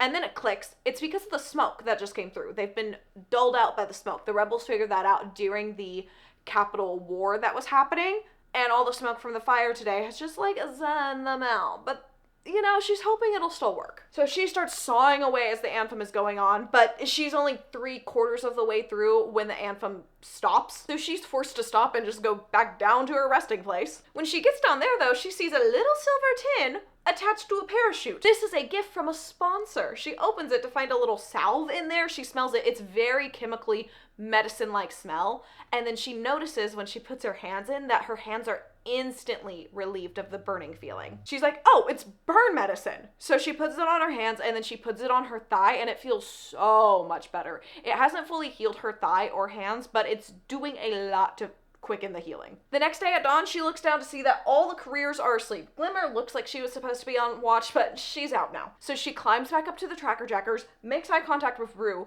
signals what she's planning to do so Rue can get away from here, and Rue just starts hopping from tree to tree like Tarzan or something. Girl is crazy. Anyways, Katniss just starts sawing through the tracker jacker branch. She eventually feels a stab of pain at her knee and knows she's been stung, which means the other tracker jackers will know very soon. But luckily, a little bit after that, the branch goes falling to the ground, and chaos erupts. She feels another sting on her cheek and one on her neck, but down there, they've woken to a full-on tracker jacker attack. Peeta and a few others drop everything and run for the lake, knowing that the water will hold the tracker jackers off. Glimmer and the girl from District 4, though, are not so lucky. They end up getting stung a lot. Glimmer starts spasming on the ground.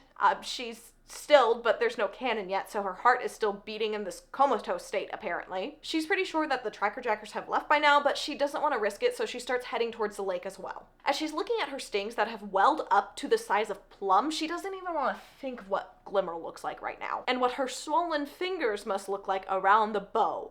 And then from her tracker jacker woozy state that's starting to set in, she goes, the bow!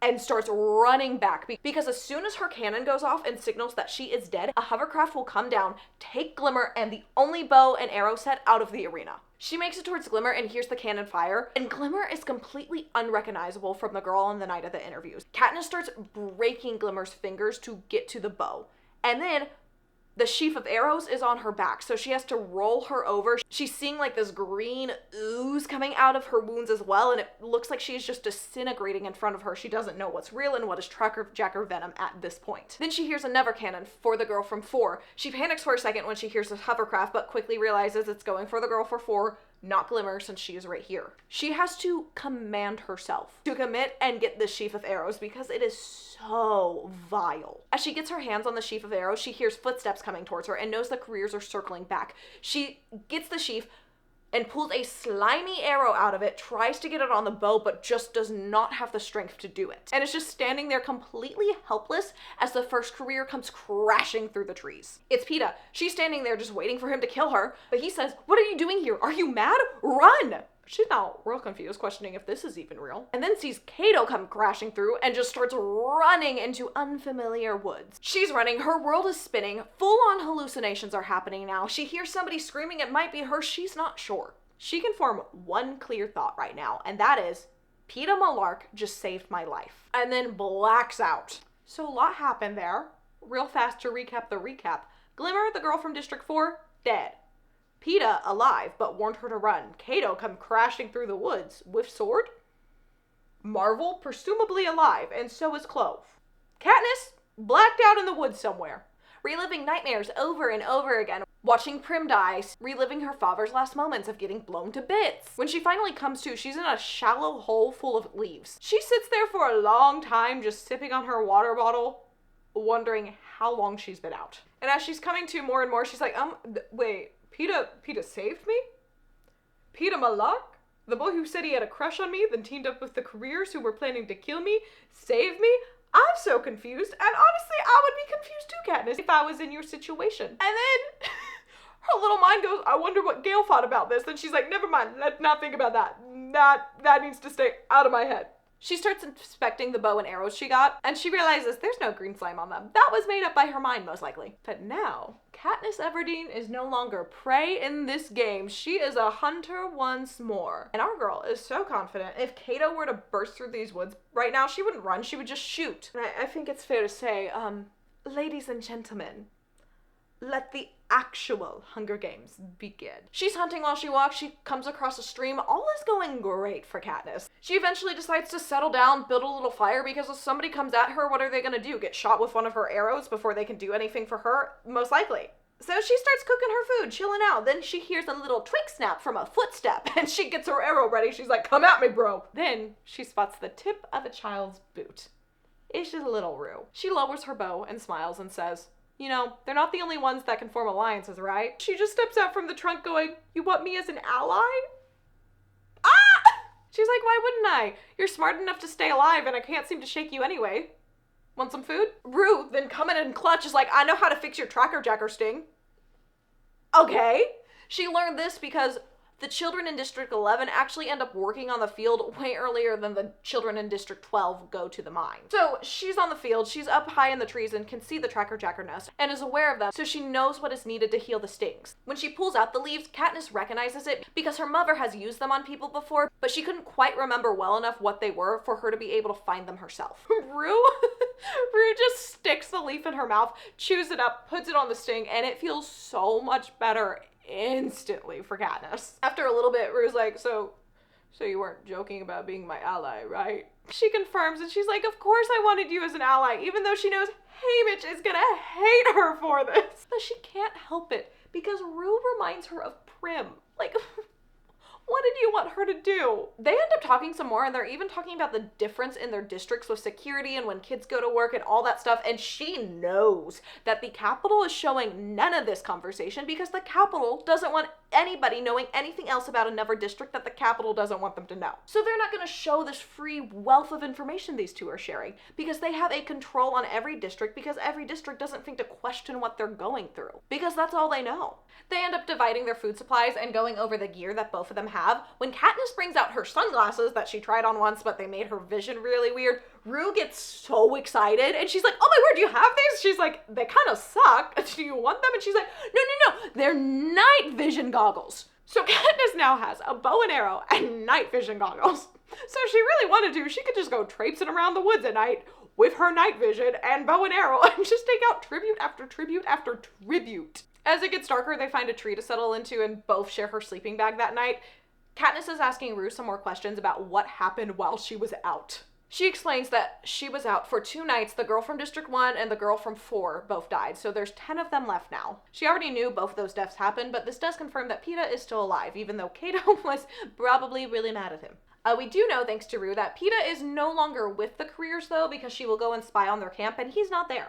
Their current camp is near the lake right next to the cornucopia, where they have all the supplies from the cornucopia just piled in a giant stack. And the careers are using my idea I had for Katniss with the night vision goggles because they also have 2 of them, so they are able to take those and go hunting in the woods at night. Katniss instantly goes into evil mastermind mode and starts plotting how to take out their food supplies because the careers don't know how to hunt. They don't know how to provide for themselves. Right now, they're just alive and living and thriving because they have all the supplies. The next morning, they're woken up by the lovely sound of a cannon firing.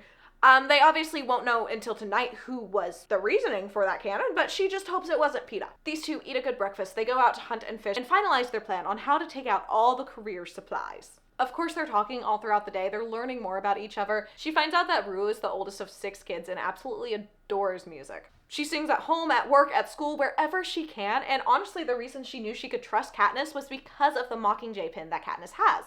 Because in the field, she'll use the Mockingjays to signal, or they'll just sing back to her after she sings. She's the one in the field every day that signals for everybody else to go home by using a Mockingjay tune. And by lunch, these two have a plan that they are ready to carry out. They've made 2 campfires already. Rue is going to be in charge of making another one at another location, and they're going to draw the careers away from their supplies, and Katniss is going to destroy it while they're doing that. They decide on a meeting place to meet at after they both do their separate jobs, and then Katniss gives Rue her sleeping bag to make sure she's warm tonight in case they aren't able to get back together tonight for some reason. Rue teaches her the tune that she uses to signal that the workday is done, so they can signal to each other that they're safe, but they're just not able to get to that meeting spot yet if something is to happen like that. Katniss makes it to the foliage outside of the career camp where she is completely hidden, and she sees that there are 4 tributes there currently. You thought I completely forgot, and I did for a second, but we got our tombstone back. Bye-bye, Glimmer. There are 4 tributes there. It's Marvel, Cato, Clove, and the District 3 boy,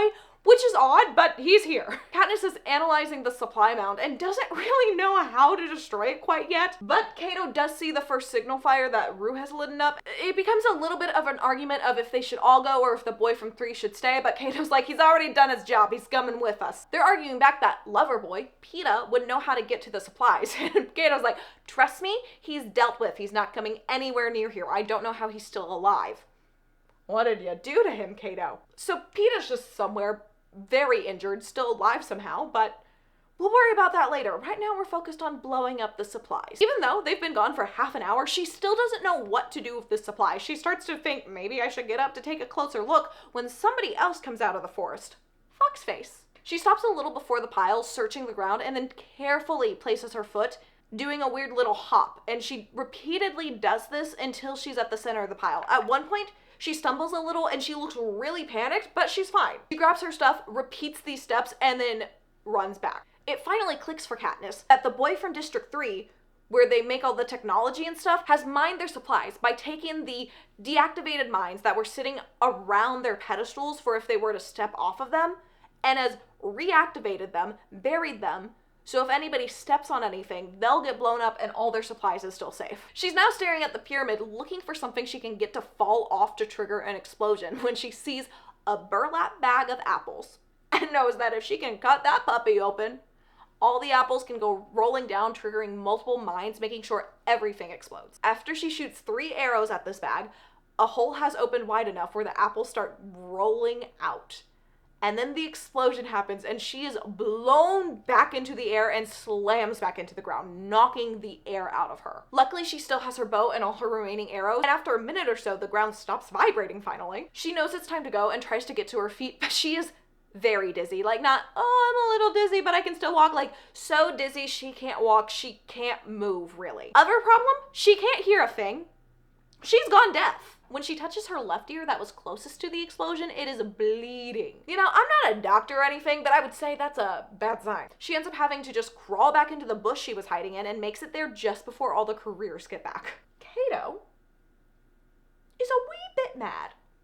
Or, should I say furious. He throws a full-on tantrum about this. After the boy from 3 confirms that all the mines exploded, Cato grabs him, grabs his head, and then snaps his neck. And the cannon fires. Well, Katniss can't hear it, but we're pretty sure one fired because his neck is snapped. The one good thing is the careers don't think they need to go looking for anybody because they figure they died in the explosion. Night falls, the anthem plays. Of course we see the boy from District 3, but we also see the boy from District 10. This means Peeta is still alive. Again, gravely injured, but still alive. This also confirms to the careers, since they killed both of those tributes today, that the person who blew up their supplies is still alive. So they get their night vision goggles, Marvel lights a torch, and they start running out. Because they figured this person now has a 2 to 3 hour lead on them, so they're not going to scan the surrounding close by area. Katniss is forced to spend the night in the foliage. Eventually, somehow she drifts off to sleep, even though she's absolutely freezing. She wakes up to hear somebody laughing. It doesn't sound as clear as it normally would, but at least this means she's getting some of her hearing back. She looks out to see who's laughing and sees it's Foxface, laughing at the rubble of their supplies, knowing that she also now has a chance to win these games. Because the careers won't be so overly powered now. They don't know how to hunt, they don't know how to get their own food, but Foxface does know how to get her own food like Katniss. Katniss eventually actually does get up and starts going to their meeting spot. Her hearing is slowly coming back more and more as she moves throughout the day, but it's only in her right ear. Her left ear is completely deaf right now, and she feels so off balance because she's a hunter. She uses her ears to hear where things are in the woods, to track animals, to try to find food for her family. She's lost a very valuable sense to her, and now she's in an arena with people hunting her, and she doesn't have one of her senses that alerts her that somebody's coming before she can seize them. She makes it back to the meeting spot, except no one's there, and it's undisturbed. Rue has not been here. There's been no cannon for Rue, she thinks, but then she goes, I don't know when I got my hearing back, so maybe there was a cannon in the early morning and she never heard it. So Rue could be dead for all she knows right now. There's really nothing she can do about it, so she just decides to sit there and wait. But by the time of late afternoon and Rue isn't still there, she starts to go out looking for her. She makes it to where the last fire was supposed to be lit, and something has gone wrong, clearly, because the wood was arranged, but it was never lit. She's starting to panic more and more now that Rue may already be dead when she hears the little 4-note melody that Rue taught her. Katniss starts moving towards where the sound is coming from the birds, and then she hears a little girl scream that could only be Rue. And then her little voice is just calling out, Katniss! Katniss! She's shouting back at her, running towards her voice. When she breaks into the clearing, she sees Rue in a net right before the spear enters her chest. Marvel is dead before he can even pull out the spear he just put into Rue because Katniss shot him in the neck. She's shouting, asking Rue, "Are there more? Are there more?" And Rue has to say multiple times that there are not more people here before Katniss hears her. She frees Rue from the net, knowing that this wound is deadly, knowing there is nothing she can do for her right now. Rue just reaches for her and asks, "Did you blow up their food?" She confirms she did, saying every last bit. And then she just says, "You have to win." Katniss promises that she will, for the both of them. Oh. And then her final request is for Katniss to sing to her, and of course she does. She starts singing Deep in the Meadow, which is an old lullaby from District 12. By the last line, she is barely audible because Rue is just fading right before her eyes. As she finishes, the Mockingjays join into her song, and then the cannon fires for Rue. The first time my nephew finished these books, he came to me and he was like, "Why Rue?" And I don't know. Oh, because it's the Hunger Games, that's why. Oh, it's awful. She leans down, kisses Rue's head, and then starts to clear out so the Capitol can collect the bodies. As she's leaving, she grabs the pack from Marvel and Rue to take their supplies, because why wouldn't she? All she's thinking about is wanting to get revenge on the Capitol in this moment, to make them pay for what they have done. And then she finally understands what Peeta said when he said, "I keep wishing there was a way that I could show them that I'm not just a piece in their game." She sees a bank of wildflowers right near Rue and starts picking them, and then slowly encircles Rue in this art of flowers that she's making around her, making Rue's death beautiful, showing that Katniss still cares about her even after she is dead, making the Capitol see that they killed an innocent little girl who did nothing to them, making her look innocent to everybody, making everybody care about her, and not just that she died for their entertainment. She knows they will probably not show her putting all the flowers around her, but they will be forced to show it when they collect her body to take out of the arena. This in itself is a small form of rebellion,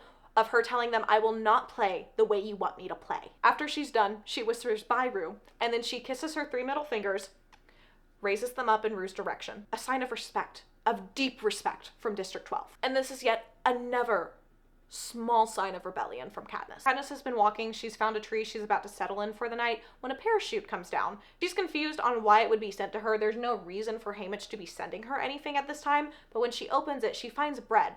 And thanks to Peeta always talking about bread, she knows that this is from District 11, meaning that the people from 11 pulled together, probably to sponsor Rue initially, but had so much respect for what Katniss did, they decided to send it to her instead. Remember, Thresh is out there, but apparently he's doing okay, so they send it to Katniss as a sign of respect. Another freaking form of rebellion. Out loud, she says, "My thanks to the people of District 12. For my movie people, there is not a riot in 11 after this. This was their little sign of rebellion. There was no big riot. This was not the start of the districts fighting against the Capitol. This was just a small sign showing their respect to Katniss." It makes more sense in this book. There was not the outcry and rebellion. Of course everybody is mad about Rue, but that's not something the districts would just jump to like that over the Hunger Games. Remember, they've been forced to watch these for 74 years. They're tired, but they're also beat up and bruised by the Capitol and trained to not react to this. She wakes up the next day not wanting to do anything. All she wants to do is stay in the street and mourn the loss of Rue. But then she remembers that her little sister Prim is watching her and knows she has to get up, and just starts giving herself little commands to follow throughout the day to get her through it. After she shoots some game, she returns to the last signal fire they didn't light, lights it anyway, and starts cooking it because she doesn't care. She doesn't care right now if somebody comes after her. She is looking for a fight at this point. She is outraged about what has just happened. No one comes though. Not a one. But Katniss is now more determined than ever to win these games, not just for herself, but for Rue. She made a promise to Rue. She's made a promise to her sister. These are 2 people she cares about so much. Because you can fight me on this, but Katniss is a maternal person. Yes, she's only 16, but she cares about these younger girls in her life so much. She finds another spot to rest that night and falls asleep and is woken up by the anthem, only to see that no one has died that day. Starts trying to go back to sleep when the trumpets start sounding. And those have her sitting straight up in anticipation. Because what do trumpets mean? That means there's about to be an announcement in the game. Normally they announce some sort of feast or something like that to draw everybody to the arena to have like a secondary bloodbath almost. She doesn't need the food or anything, but she's thinking, I could go up in a tree and shoot a lot of people right now, so she's ready to find out what the plan is and doesn't want to miss it. But Claudius Templesmith's voice booms over the arena saying, there has been a rule change. There has never been a rule change before in the Hunger Games. Not that Katniss knows of. Under the new rule, both tributes from the same district can be declared victors if they are the last two alive. He pauses and then repeats this again because none of the tributes seem to understand it. This is so unprecedented. As the news sinks in for Katniss, she knows that they can both live now. And she knows she has to go get him because what would you think if you had the chance to go back with somebody else, get them out of the games, and you just said, nah, sorry about it. So with this nervous energy and everything racing through her, she just lets out, Peeta! And she's like, oh, I shouldn't have said that. That was dumb. Then she realizes there's basically no one left and she has a bow and arrow, so it doesn't really matter if anybody hurt her. So, of course she's going to try and find him, but because, you know, she would look like a horrible person if she didn't. But, she knows that Peeta is injured. So, she's just been given an injured ally, has been hiding from everybody in the arena for days. So, good luck finding him, Katniss. I mean, let's all take one guess on why this rule change would have happened. It surely isn't because they want to sell the love story between those two, is it? Surely it's not. Yeah, it's absolutely because of that. It's not because of Cato and Clove down here. They're the only other pair out there. She's thinking through all this as well. She's like, I have not been selling this romance thing too well. Peeta has, though. He kept her away from the cornucopia and dying in the bloodbath, possibly. He fought off Cato for her. He has been doing everything to protect her, and she's been not doing that for him. She's thinking, Peeta has never been a danger to me. See, I told y'all, he's a nice guy. He's been doing everything he can to keep this girl alive that doesn't even seem to like him that much. Poor Peeta. Katniss really said, screw you. And Peeta really said, I'm gonna keep you alive. Don't worry about it. It's fine. She's like, I didn't ask you to do that. He's like, but I want to. If this is not the definition of black cat golden retriever relationship, I don't know what is. She wants to start looking for Peeta right now, but knows that's a dumb idea in the dark, so decides just to rest as much as she can tonight. The next day, she's up, tracking Peeta now. All she knows is he's wounded really badly, but he's somehow staying alive and clearly hasn't moved all that much. She's walking, she's trying to think, and then it clicks. If he's not able to move that much, he has to be near a source of water. So she goes to the little stream that is connected to the pool near where the Tracker Jacker attack happened. After a long while of looking around the stream, she is about to give up when she sees a little bit of blood. And she's like, is that Peeta's blood? She quietly starts to call out his name, hoping he'll respond, maybe. But again, nothing, so she's about to move on. When a voice says, you here to finish me off, sweetheart? And she knows it's Peeta, because that's the nickname Haymitch uses, and he knows that would annoy her. But she still can't see him. She's looking around for him, calling his name, moving a little, and then she hears, well, don't step on me. She looks down at her feet, still seeing nothing. Then he opens his eyes, and she just jumps back. And it's like, what the hell have you been doing, Peeta? Peeta, who was near death, had time to camouflage himself well enough where Katniss could not see him when he was right under her feet. Peeta is bleeding out in the arena. Meanwhile, he's like, okay, capital citizens, get ready with me to turn into a rock. What the hell? Also, we're just supposed to accept that he's this good at doing this camouflage stuff because he decorates the cakes in the bakery. Find me one baker who can do this and I'll believe you, but right now I don't. She can't help but smile at him and tells him to close his eyes again, and he just blends back in perfectly with the ground. She even kneels down beside him saying, I guess those hours of decorating cakes actually helped you out. And he goes, yes, frosting, the final defense of the dying. It's a funny line, what can I say? It still doesn't make any flippin' sense. I love these books so much, but this is insane. This is insane. She's telling him that he's not gonna die, asks where his injury is. He says, on my leg. So she's about to start helping him over to the stream so she can start watching him off when he's like, hey, lean down for a second, I wanna tell you something. When she does, he whispers in her ear saying, remember, we're madly in love. So it's all right to kiss me anytime you feel like it. She jerks her head back, but ends up laughing, saying, thanks, I'll keep it in mind. Book Peeta strikes again. Look at him go, little player he is. Luckily, the stream is only 2 feet away, so it shouldn't be that hard to get him over there, except it is. He can't move at all. So she starts to try dragging him over, but he lets out like cries in pain, even though he's doing his best not to. And then she tries to roll him. That really doesn't work. So she's like, you know what? You're a little closer to the stream, so I'll just use my water bottles and I'll fill them up and I'll dump them on you and clean you off this way. Because, she realizes the error in her thinking because, you know, if she got him into the water and was struggling that much, how would she get him out? Remember, their size difference. Her character in the book, probably 5 foot, not like Jennifer Lawrence, who's a little taller and also has more muscle, is really in shape. She's in shape. She's just skinny and doesn't have the muscles to lift this 6-foot man. Again, this is not Josh Hutcherson we're talking about. This is a 6-foot teenage boy who has a lot of muscle from lifting heavy flour. After a bit of using her water bottle to get him cleaned up, she can finally actually see his clothes. She can see he's a bit bruised and dinged up here and there and has a couple tracker jacker stings that haven't been treated yet. But so far, it's all treatable stuff that she can handle. Then she goes, maybe I should actually get him sitting up so he's not just sitting in a pile of his own mud, because that doesn't seem so hygienic now, does it? While he dries out, she washes his clothes and then puts the burn cream on his chest when she comes back, and that's when she notices how hot his skin is. Like, it is burning fever hot. It is not just like, oh, you got a little fever. It's bad. Luckily, Marvel had a first aid kit in his pack that had some fever reducing pills, so she gives that to Peeta to now. It's just kind of a band-aid for the treatment, but it's something. After he swallowed those, she's like, hey, you hungry? And he's like, crazy thing, I haven't been hungry for a really long time, so it's been pretty convenient since I've been stuck here. She's just looking at him going, so that's actually a really bad thing, Peeta. That means you're not doing too good. She then has to do so much convincing just to get him to eat a few dried apple slices. He's just asking, can I go to sleep now? She says soon, but I need to take a look at your leg first. Once she gets his pants off, she sees the damage that Kato really did with his sword, and oh, it is bad. It is really bad. It's a deep inflamed gash oozing with blood and pus that looks like it goes all the way down to the bone. The bone. His leg is also swelling and it just smells awful. Now our girl Katniss can hunt and kill animals, out their guts, all that stuff all day, but injured sick people, not her forte.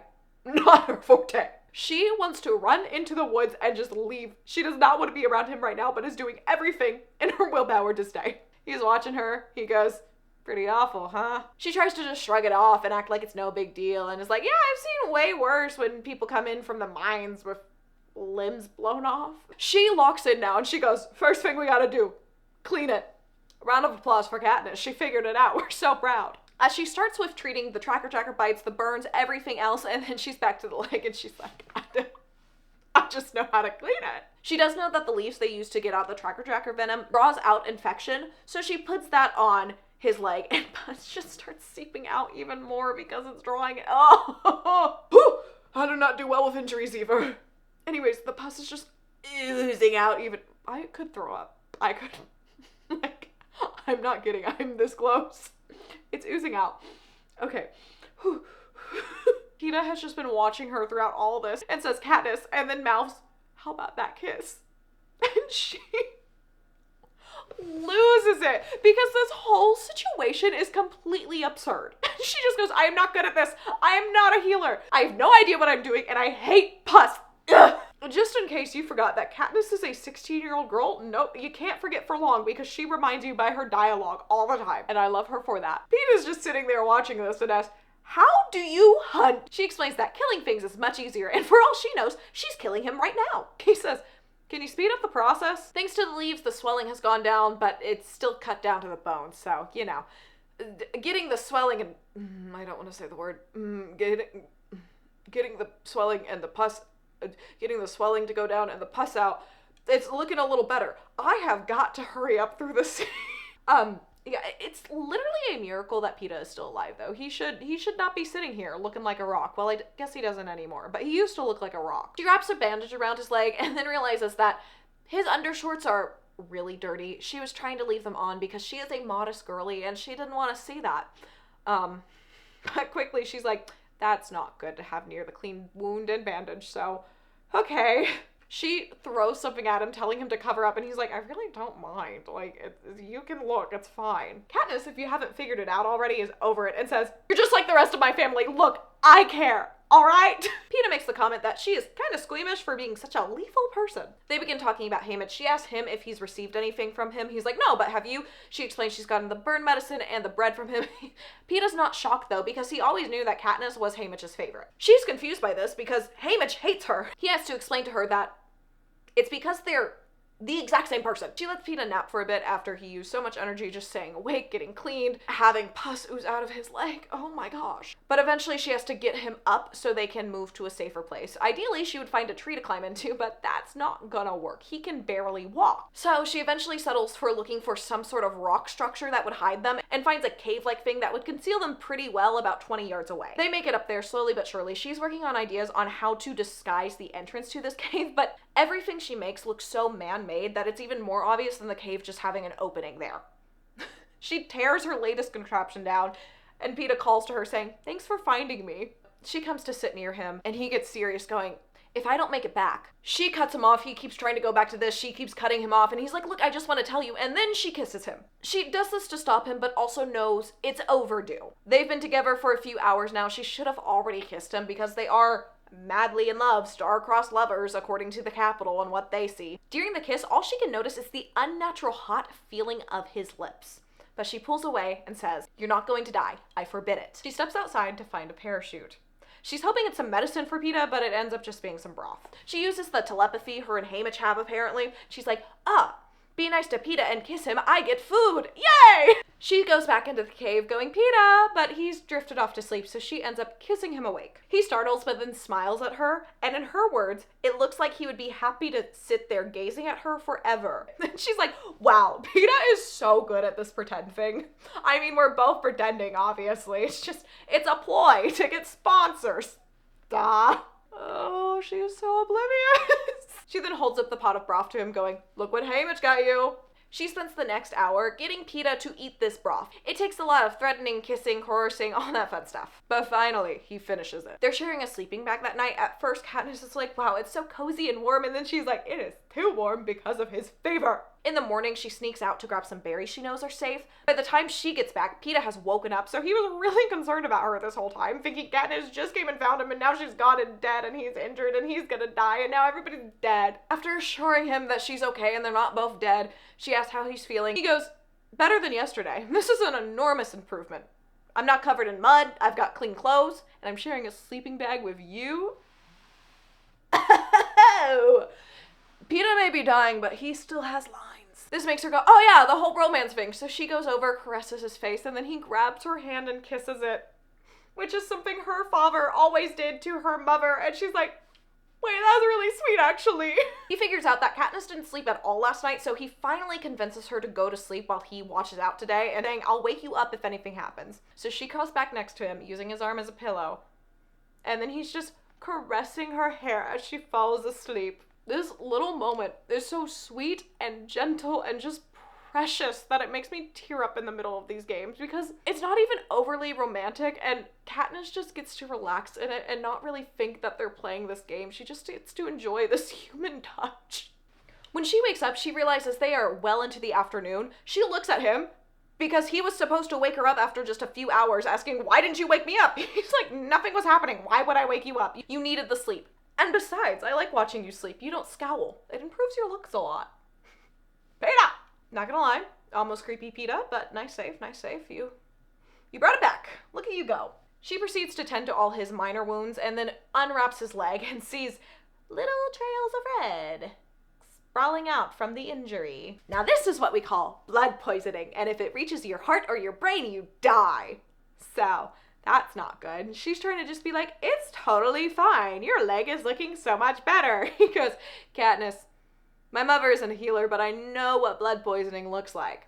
There's nothing in the woods she can find for this. They need something straight for the Capitol to stop this infection." She goes outside to make some food, to use the hot rocks from the river to boil some soup, so nobody knows where they are because of the fire and because she would have to defend Peeta and herself. It just makes it more complicated, so she wants to keep it secretive, uses the really hot rocks that have been baking in the sun to basically boil them a soup.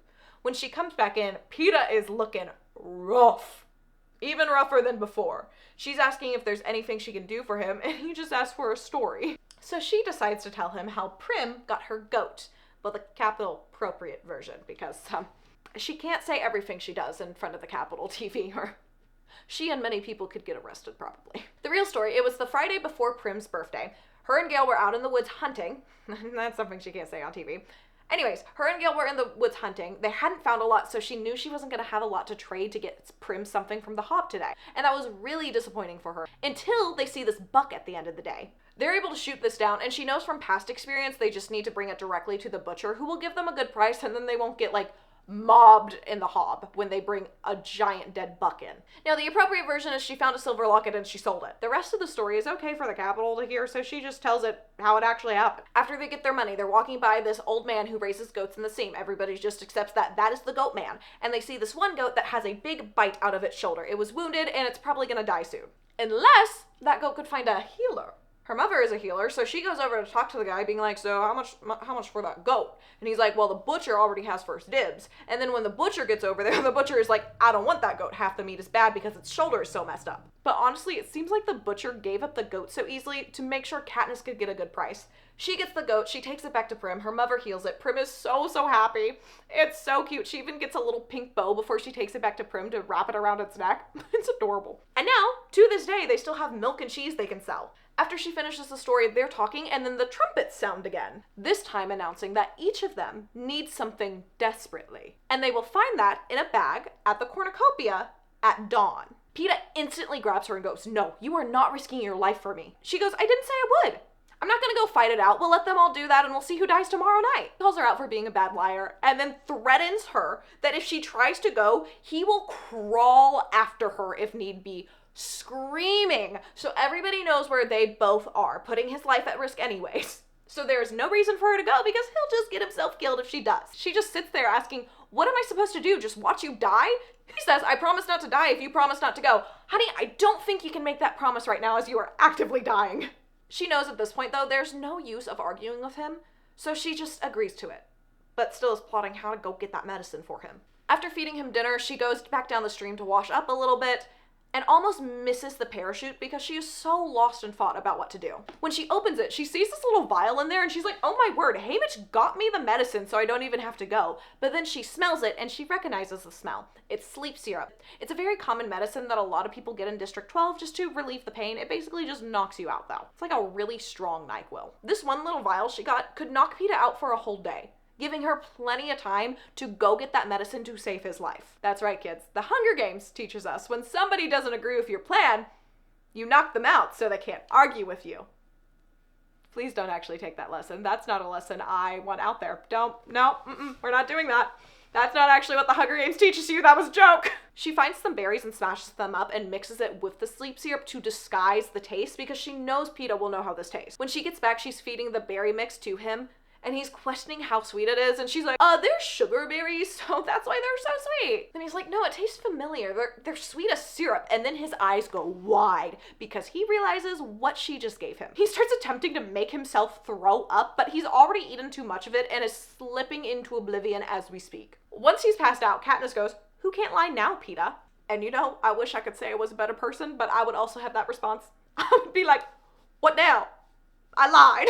She stays awake the whole night by thinking of District 12 because she does not want to miss the dawn by accident and miss out on the life-saving medicine for Peeta.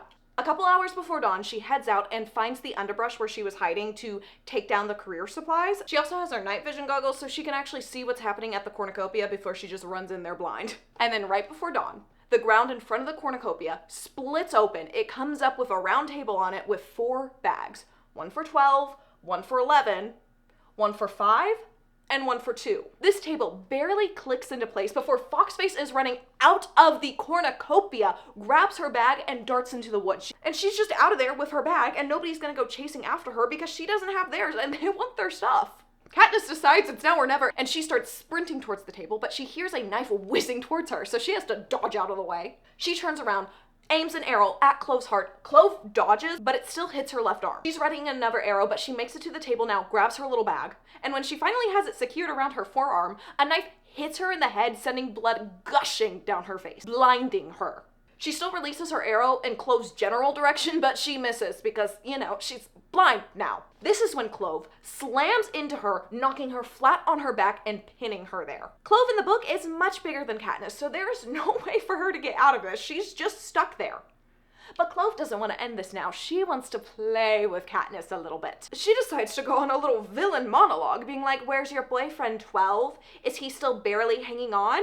Katniss is like, okay, if she talks, this means I have some more time to maybe find a way out of this situation. She completely bluffs and says, he's actually out there hunting Cato right now, and then calls out for Peeta. I mean, obviously he doesn't come because he's knocked out in a random cave, but hey, make it look realistic. Clove calls her bluff though, and says, I know he's nearly dead. Cato knows where he cut him. What's in the pretty little backpack? Medicine for a lover boy? Bet he'll never get it. She opens her jacket now, just revealing rows of knives. And she carefully selects one, and she whispers, you know, Cato let me have you if I promise to give them a show. Katniss is struggling, trying to get out of this still, but it's no use. Clove is so much bigger. Making Clove say, forget it, 12, we're gonna kill you just like we killed your little ally. What was her name again? Rue, was it? Well, first Rue, and then you, and well, I think we'll let nature take care of Loverboy. How does that sound? And then toying with her knife, looking at Katniss's face, goes, where to start? Terrifying. She decides to start with Katniss's mouth. You wanna know how I got these scars? Sorry, this is a serious moment. She has accepted death at this point and is just trying to face it with pride and not close her eyes to this. Clove is still just yapping on and on and on, while Katniss fills her mouth with as much blood and saliva as she can and then spits it in her face, which gets Clove to move on with it. She feels the cut on her lip and is just accepting that this is gonna suck. When Clove is yanked off of her, she is screaming. Katniss doesn't know what to do or what just happened. She sits up to see Clove dangling a foot off the ground, held up by Thresh, who is yelling at Clove, asking, what did you do to that little girl? Did you kill her? She's doing her best to backpedal now, being like, no, I did no such thing. He goes, I heard you say her name. You killed her. Were you gonna cut her up like you were gonna cut this girl up? She's shouting, no, no. And then she sees the rock that Thresh is holding that is the size of a loaf of bread and starts screaming, Cato! Cato! And then in the distance, we even hear Cato shouting for her. And this is where all the Clado fanfics, fandom, everything comes from. Is this one scene, basically? And I'm low-key still obsessed with both of them to this day. And you know, maybe they were doing a little romance thing too. They would have trained in the same academy.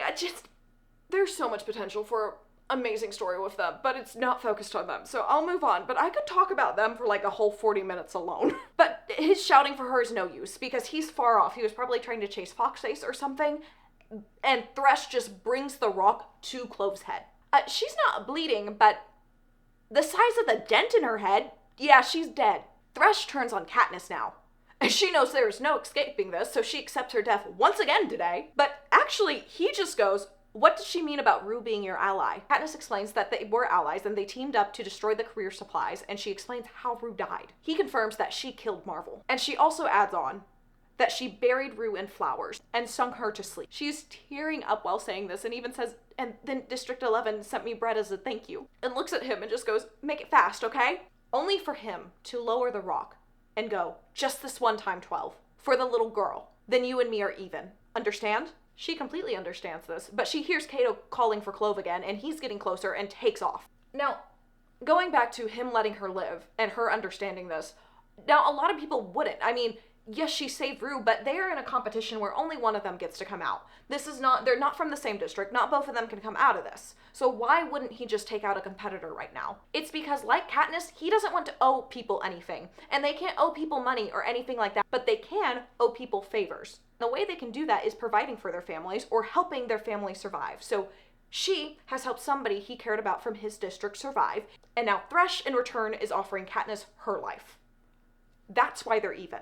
She makes her way back to the cave using the sock that Rue had been using for gloves to stop the bleeding from her forehead. The sock quickly soaks through, but she makes it back. She opens the little bag, sees a needle in there, and jams it into Peeta's arm, injecting the solution that's in it into him. Then Katniss passes out from blood loss. She's woken up by Peeta going, Katniss, can you hear me? She wakes up super disoriented, but calms down when she sees Peeta. He says, it's good to see your eyes again. She's asking how long she's been out. He's not really sure because he woke up sometime yesterday, only to see her lying in a very scary pool of blood. She looks at his leg now and sees that it looks so much better. Basically, all the swelling is gone. Peeta woke up hungry, so he ate a lot of food, and he apologizes about this because he wasn't thinking that they wouldn't be able to go out and hunt or anything. He was just starving. She reassures him that that's okay. He needed to eat. She goes, I'll go hunting soon. But he says, not too soon.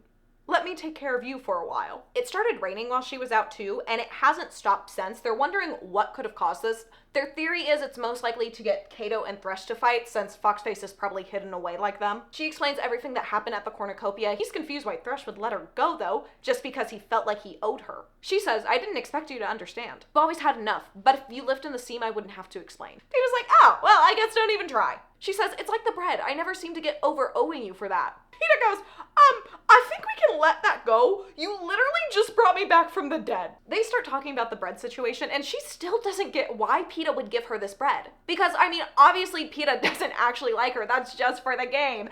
She cannot catch a hint. She is dodging hints like Neo dodges bullets over here. She's going, oh, not the hints. I can't get hit by them. Like how some of y'all dodge red flags. They talk for a little while longer, and eventually she starts tearing up and just says, I want to go home. And if this doesn't remind you that, again, she is just a 16-year-old girl. 16. She just wants to be in her bed with her family safe. But now she's in these games in a cave with this boy that she doesn't even know that well, lightheaded from blood loss. Peeta's the best though, and tells her to go back to sleep and dream of home, and then she'll be there before she knows it. When he wakes her up that evening, it is a full-on downpour. Luckily, with the tarp she had and some of their other supplies, they're able to stop all the leaks from hitting them. But there is so much water. They go ahead and decide to just eat the rest of the rations because tomorrow's gonna be a hunting day. It'll be fine. While they're eating, she's asking him for more details about the arena because he's been around more of it with the careers. So on the other side, that kind of looked like a cliff to her, is actually a field of grain. He's never actually gone in it himself because anything could be hiding in that tall field of grass over there. But you know who has been over there? Thresh. And that's why when Katniss saw him, he literally looked as big or bigger than he did on the first day. They gave a guy from District 11 a grain field. He's been eating well because District 11 is agriculture and farming. They start joking about what they would have to do to get some bread from Haymitch, and she points out Haymitch probably used a lot of their resources getting her the medicine to knock him out. He was like, about that, don't do that again, or well, just give me a minute. See, the problem is they're both still alive, so really, what is he gonna say here? But he actually ends up getting a little upset here because he really doesn't want her putting herself at risk for him. She startles at this, being like, have you ever thought maybe I can't live without you? She starts fumbling a little bit at the end, and this is when she realizes she truly doesn't want to lose Peeta. It's not just about playing the game to get the sponsors anymore. She's not in love with him, but she cares about him deeply. He kisses her as she's fumbling over her words, and this is the first kiss they've both been fully aware of.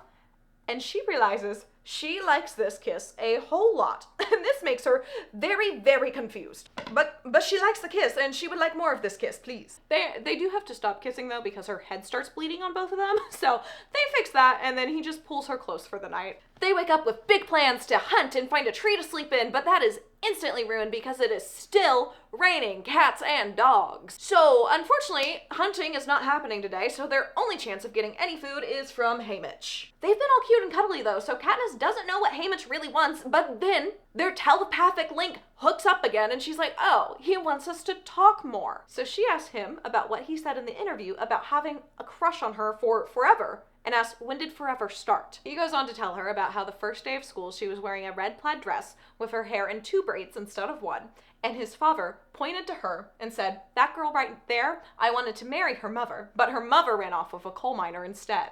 Katniss knew nothing about this, but he assures her this is a true story, and then goes on to talk about music class, where one of the teachers asked if anybody knew the Valley song, and her hand shot straight up into the air. And when she started singing, every songbird outside went completely silent. He was like, and then for the next 11 years, I try to work up the nerve to talk to you. She adds, without success. He ends up joking about his name being drawn in the reaping was a real piece of luck for him. For a moment after this, she is so happy, like truly happy. And then again, she remembers that they're supposed to be making all this stuff up. This sounds very real. So finally, Katniss starts to question if maybe Peeta really does like her. She says, you have a remarkable memory. He goes, I remember everything about you. You're the one who hasn't been paying attention. And then they start to say some more sweet lines back and forth. They end up kissing again, and she knows Haymitch is gonna love all of this, and she is right. Because then they hear the clink of a parachute landing on the ground outside their cave. They open the basket to find a feast inside. Fresh rolls, goat cheese, apples, and a container of the lamb stew she absolutely adores. If you haven't caught on already, Haymitch is just using the system as a reward system for Katniss when she does something good. He's like training a dog, basically. Good job, Katniss, you did so good. Look at you. You talked to Peeta. Here's food. They portion out this food and eat a little bit, and they both agree after eating this little bit, they need to wait an hour to see how this settles since it's all very rich capital food, and they've been living off game and stuff they can find in the forest. He's like, so back to what we were talking about. No competition. Me, the best thing that ever happened to you. And they begin to talk about what their life would actually look like if they won and got to go back to District 12 together. Because after you're a victor of the Hunger Games, you get to move into the Victor Village in your district, which is a village of very nice houses where all the victors of that district will live, and they will live the rest of their life in peace and comfort. Then they start joking about Haymitch and how much he hates both of them and just agree that Haymitch is not a people person. They then start wondering how he won his games and agree that he must have outsmarted everyone else. We'll find more about that in book 2. Or Sunrise on the Reaping should be out or about to come out when this video is posted, so we're gonna have all the details. The anthem eventually starts playing. Peeta goes to look outside and Katniss is like, why are you even looking outside? No one died today. And he's like, Katniss? She's still not paying attention. He's like, Katniss, Thresh is dead. It's been thunderstorming all day, so they must have missed his cannon. Katniss is completely torn up about this, but doesn't let it show until she is safely wrapped up in Peeta's arms, hidden away from the camera. And she begins to just let herself cry softly. She falls asleep, but he eventually wakes her up for her watch. They are talking a little bit before he goes to sleep, and it's revealed that his family actually never eats the fresh bread, which she had just assumed they always got the fresh bread, but they only eat stale bread, really. Katniss, who has just lived her life thinking all the merchants are living it up in District 12, starts to have a little more empathy for them now. Peeta doesn't really have time to talk her through this revelation, though, because he is out and snoring in a minute. At some point during Katniss's watch, she just watches the rain completely stop altogether, reminding her that everything in this arena is Game Maker made. She starts thinking about how long she's actually been gone, probably around 2 weeks in the arena now, and then starts thinking about what she would actually do if she won these games, because most of her days are spent hunting in the woods providing for her family, and if she gets to live in the Victor's Village, there's going to be no reason to do that. But she won't be alone like Haymitch is, because she'll have her mother and Prim. And then she's wondering about what Peeta will be like, since he can convince the whole country he's in love with her when he actually isn't. Katniss? Take the hint. Take the hint. But girl's got no clue what their relationship is gonna look like when they get home. She has no clue. She wakes him up in the morning and he pulls her down for a long kiss. She stops the kiss, saying, we're wasting hunting time, come on. Before they go out hunting, they stuff themselves with the remainder of the food they were sent yesterday, and they're eating it with their hands. So they go, Effie, look at this, Effie! Knowing she would be dying since she talked about how aggravating this was to her on the train. Katniss is laughing so hard at this, but then covers her mouth, remembering that Cato could be right outside their cave. He grabs her hand, being like, what do we care? I've got you! You can just shoot him! Then pulls her in again to give her another quick kiss. As they start to go out to hunt, Peeta is talking to her, explaining that Cato is definitely out hunting them now. Even if he's wounded, he's bloodthirsty. Remember, he's trained his whole life to be a part of these games, to volunteer for these games. After a while of Katniss trying to hunt with Peeta, she's trying any way to get him to be quiet. With his still wounded leg, he's kind of loud and just sounds like he's stomping around even when he's trying to walk quietly. But he is eventually the one to say, we have to split up. I know I'm scaring the game away. She's pitching him the idea that he could climb up into a tree and be her lookout. And he's like, no, Katniss, you don't need me to do that. Show me what some edible plants look like and I'll go and pick them while you do this. She agrees to this, but doesn't go more than 30 yards from him really, and teaches him Rue's Mockingjay signal before she leaves so they can stay in touch while they're separated. After she successfully catches some game, she starts to go back but realizes she hasn't heard a Mockingjay signal in a while, so she sends hers out. But she doesn't hear anything back, so she starts panicking, now just calling out his name. Then she hears rustling in a bush behind her. She arms her bow and shoots it, luckily moving it at the last second to avoid shooting Peeta. He jumps back, flinging a handful of berries into the air. He is now fuming and goes, what are you doing? He's explaining that he just found some berries down by the stream, and she's like, I whistled and you didn't answer. He's trying to be like, I didn't hear it. And she's like, no, you're supposed to stay in range if you have a signal with somebody. I thought Cato killed you. He comes over and hugs her now because she's kind of trembling at this point. She's just going, I'm fine, I'm fine. She's still mad once he lets go of her, but is trying to calm down when she sees the pack and sees some of the cheese and that he ate some of it without her. He's like, I didn't eat the cheese, I'm sorry, but I didn't eat the cheese, it wasn't me, I don't know what ate the cheese. But here's some berries I found by the river if you want them. She takes a closer look at these berries and recognizes them as nightlock. Then she hears a cannon go off. She turns around, expecting Peeta to be dead on the ground, because nightlock berries are very poisonous. You'll be dead in a minute if you eat just one. But Peeta is okay, and then about 100 yards away, a hovercraft comes in and picks up Foxface. He starts panicking now, thinking Kato's nearby, and she explains, no, she's your kill. He's still confused, and she's like, it's Nightlock. The berries are Nightlock, they're poisonous. With Foxface out of the game, this means it's just her and Peeta left. I do want to talk about a theory real fast some people have about Foxface's death, which is that she took herself out. And I don't think that's the case at all. Because see, her training with the different foliage and edible plants and everything like that in the training center is only in the movie. It's not in the books. So yes, in the movie it could maybe be a theory, but in the books it's not a theory. This is just a mistake by a girl that didn't know the wilderness perfectly and thought they were a safe berry to eat. She was notorious for stealing food throughout this game. She had been doing it to the careers the whole time, so it just makes sense that she would have tried to steal food from Peeta that he assumed was safe, so she thought it was safe. So no, I don't think she took herself out. I think this is just a tragic accident for a very smart girl. But with her dying so close to them, this means Kato now knows where they are, because he might have seen the hovercraft as well. Katniss is ready to draw him here if he saw the hovercraft or not by starting a fire. But they decide to go ahead, eat, get some rest, and do all of that tomorrow. She really wants to find a tree to sleep in tonight, but Peter's like, please, no, my leg is still not 100%. So she agrees and goes back to the cave. She lets him sleep for the whole night because she is just restless. He's very unhappy when he wakes up in the morning to see that he slept for the whole night, and she's like, nothing happened, I'll sleep now. Wake me if anything interesting happens. But obviously nothing does, because when she opens her eyes, it's late afternoon. They both know that even though it's quiet right now, today, one way or another, the games are ending most likely. They plan to go out hunting a little more, get some more food in their system before they have this big battle with Kato. But when they walk out, they see that the stream is completely dry. Like there has never ever been water there before. Again, another unnatural thing done by the game makers. They've done this specifically to draw everybody to the main cornucopia area where the lake is, because nobody can survive that long without water. After a quick discussion, they decide to just go there now because they're fed, they're hydrated, they're rested. There's no reason not to. They reach the lake by early evening, but Kato is nowhere to be found. They even look for the cornucopia, double checking he's not hiding in there, but nothing. The sun just keeps going down and down and down, but they only have one pair of the night vision goggles, so she really doesn't want to fight Kato at night.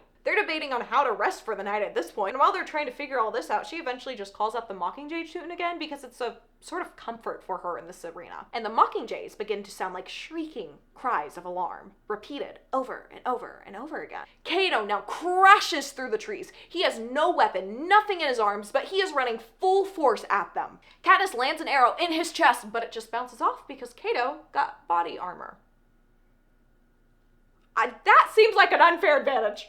But when Kato gets to them, he just runs right by them to the cornucopia. And it's clear that Kato has been running for a long time. They're confused on what is happening. They look back towards the wood to see a creature jump out of the forest, and then about another half dozen join it. Katniss starts splinting blindly after Kato as well. And of course, these creatures could be nothing other than another capital mutation. These resemble huge wolves, but they can land and balance on their hind legs. They can wave on the rest of the pack like a human. It's terrifying. Katniss has just made it to the cornucopia now when she remembers, oh crap, Peeta! She looks back to see him a little ways back, but he is waving her up onto the cornucopia, so she starts climbing. Kato is up there, but he is just laying down on his side trying to catch his breath. Who knows how long he's been running? She's about to shoot an arrow through his neck or head while he's down when Peeta cries out. He's trying to climb up, but the mutts are on him. She releases the arrow, killing the mutt. Peeta makes it to a point then where Katniss is able to pull him the rest of the way up. They're all just up there now, wondering if the mutts are able to climb this cornucopia as well, but luckily it seems like they're not able to. Katniss now gets a closer look at these mutts, and the hairs on the back of her neck stand up because their eyes are human, and the one closest to them has a collar with the number 1 on it inlaid with jewels. The mutt is covered in blonde hair. It has green eyes. This mutt is Glimmer. It has Glimmer's eyes. Then she notices that every other mutt on that field resembles a tribute that has passed. She's wondering if they've been programmed to hate their faces because they survived when they didn't. She doesn't know what the capital has made them capable of doing, and that is terrifying. The mutts begin to launch themselves at the cornucopia now, and a pair of teeth clamp together just below her hand, and then she hears Peeta cry out because a mutt is trying to yank him down. Peeta, please. We are trying to survive this last little bit. We just have to kill Kato. Can you stay off of death's doorstep for 1 second? Please. Luckily, he was holding on to Katniss because that is the only thing keeping him up in this cornucopia now. She's yelling at him to kill it, and he finally stabs it with his knife, killing it. She is then able to pull Peeta back up once again. Kato is still not back up on his feet at this point, but his breathing is slowing down. She has to turn to shoot another mutt that has almost made its way up, and she's pretty sure this one is Thresh. She's relieved for a moment, thinking they're up high enough now where no mutts can get them, when Peeta is yanked away from her once again. She's thinking a mutt has grabbed him and dragged him to the ground, but it's actually Cato, who has him in a headlock, while Peeta is just clawing at his arm, trying to get air into his lungs. But he also has a wound on his calf, with blood just flowing out of it from where the mutt bit him. Katniss has an arrow aimed at Cato's head, and he says, "Shoot me," and he goes down with me. And she knows he's right. They're in a standstill now, because he can't kill Peeta without guaranteeing an arrow in his brain, and she can't kill him without killing Peeta. Peeta's lips are starting to turn blue now, and Cato starts to smile, meaning he has some sort of plan. She has no plan. She doesn't know what to do right now until Peeta raises his hands up and very deliberately marks an X on Cato's hand. She shoots an arrow at his hand right before Cato realizes what Peeta was signaling her to do. His hand instinctively flies off, and Peeta pushes him back off the cornucopia into the mutts below. They hear him hit the ground, and the mutts are on him in a second. Cato is trying to fight back for as long as he can, but is overpowered, of course, because there are so many mutts. They're waiting for a cannon to go off, wondering why they haven't heard one, because he's been down there for a while at this point, and then she remembers he has body armor on. They could be here listening to his cries of pain and agony for a very long time. They can really only do damage to his head, feet maybe, and hands. Once they have complete control over Cato, they drag him into the cornucopia, where they can't see him anymore. All the while, Peeta is losing more and more and more blood. Eventually, she makes a tourniquet out of part of a t-shirt and the last arrow she has. They lay down on top of the freezing cold cornucopia, but she doesn't want him to go to sleep, because she's afraid if he goes to sleep, he's never waking up again. They're forced to sit there, freezing all night, just listening to Cato suffering. When the sun starts to rise again, finally, after this torturous night, she can see how close Peeta is to death, and they can still hear Cato's groans of agony. Peeta mentions that Cato does sound closer, and maybe if he's close enough, Katniss would be able to shoot him. So she goes, looks over from the cornucopia, and she can see him now. But the last arrow she has is making Peeta's tourniquet. Peeta tells her to take it, and she looks at Cato, and she describes him as looking like a raw hunk of meat.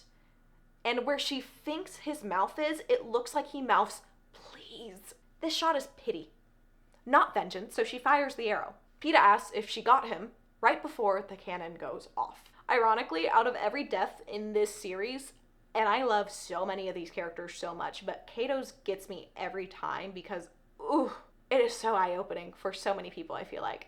Because Suzanne makes sure you remember that this big bad over here, that was seen as the big bad of this book, was actually just a kid all along, like everybody else, that got screwed over by the Capitol. We're now waiting for the Capitol hovercraft to take Cato away and the trumpets of victory to sound, but nothing happens. She shouts into the sky, "Hey, what's going on?" But still no response. They think maybe they're too close to the body for it to be removed. They can't really remember how the games end because they have so much adrenaline going through them right now, they can't think straight. So they get off the cornucopia and go over to the lake. Yes, his leg is still bleeding, and they barely make it to the lake for that reason. The hovercraft comes in, takes Cato's body away, but still, no trumpet. Then Claudius comes back on over the speaker saying, "Greetings to the final contestants of the 74th Hunger Games. The earlier revision has been revoked. Further examination of the rulebook shows that only one victor may be allowed. Good luck, and may the odds be ever in your favor." She stares at Peeta in disbelief because the Capitol was never going to let there be two victors. They said this just to get them to put on a good show and make for a very tragic ending of the 74th Hunger Games. I can't imagine how defeated he is when he says this. But he says, if you think about it, it's not that surprising. He starts moving towards her in what feels like slow motion to Katniss, reaching for his knife. Before she is even aware of what she's doing, she has her bow in her hand and has it drawn back, aimed at his heart, while Peeta has taken his knife and thrown it into the lake. She drops her bow to the ground as soon as she notices this, flooding with shame in this moment. He tells her, "No, do it." She steps back going, "No, I can't, I won't." They start arguing about who should kill who, and then he's like, "Fine, I'll die first anyways," and then removes the slight bandage he had on his leg. She's begging him not to do this at this point. He says, "No, this is what I want." She says, "No, you're not leaving me here." Because she knows if he dies, she will never leave this moment. She will always be thinking about how she could have gotten them both out of this arena alive. He tells her, We both know they have to have a victor, Katniss. It can only be one of us. Please take it for me. But Katniss hangs on to the line of, they have to have a victor, and knows without a victor, this whole thing would blow up in the game maker's face. See, they had collected a little bit of nightlock in case they had the chance to poison somebody else. So she grabs the nightlock in her hand. He grabs her hand saying, no, I won't let you. She whispers to him, trust me. Then pours some berries into his hand and says, on the count of 3. They're both standing up at this point, so he leans down to kiss her and repeats on the count of 3. They hold the berries out to make sure everybody can see what they are about to do. Out loud, she says 1 and is thinking, maybe I'm wrong about this. 2, maybe they don't care if we both die.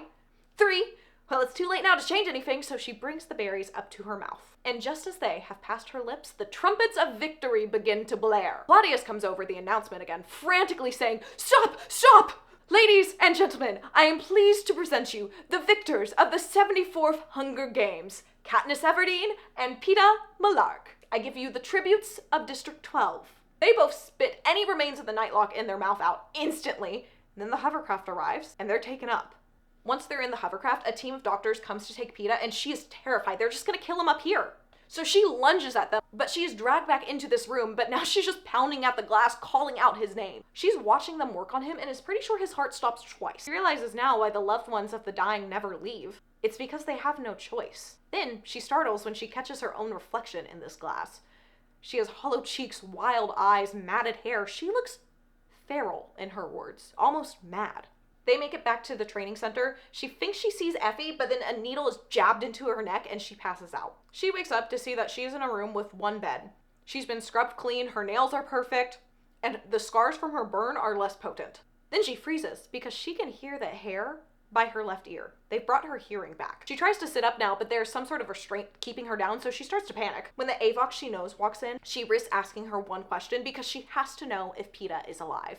The Avox nods. Yes. The Avox just leaves her with a small bowl of applesauce and broth to eat. This leads her to wonder how long she's been out because the last day of the game, she ate a fairly sizable meal. She starts thinking through the few things they have to do before she actually gets to go back home to District 12. They'll have a banquet for their sponsors. Cinna will make her some new outfits for the closing ceremonies and then the final interview.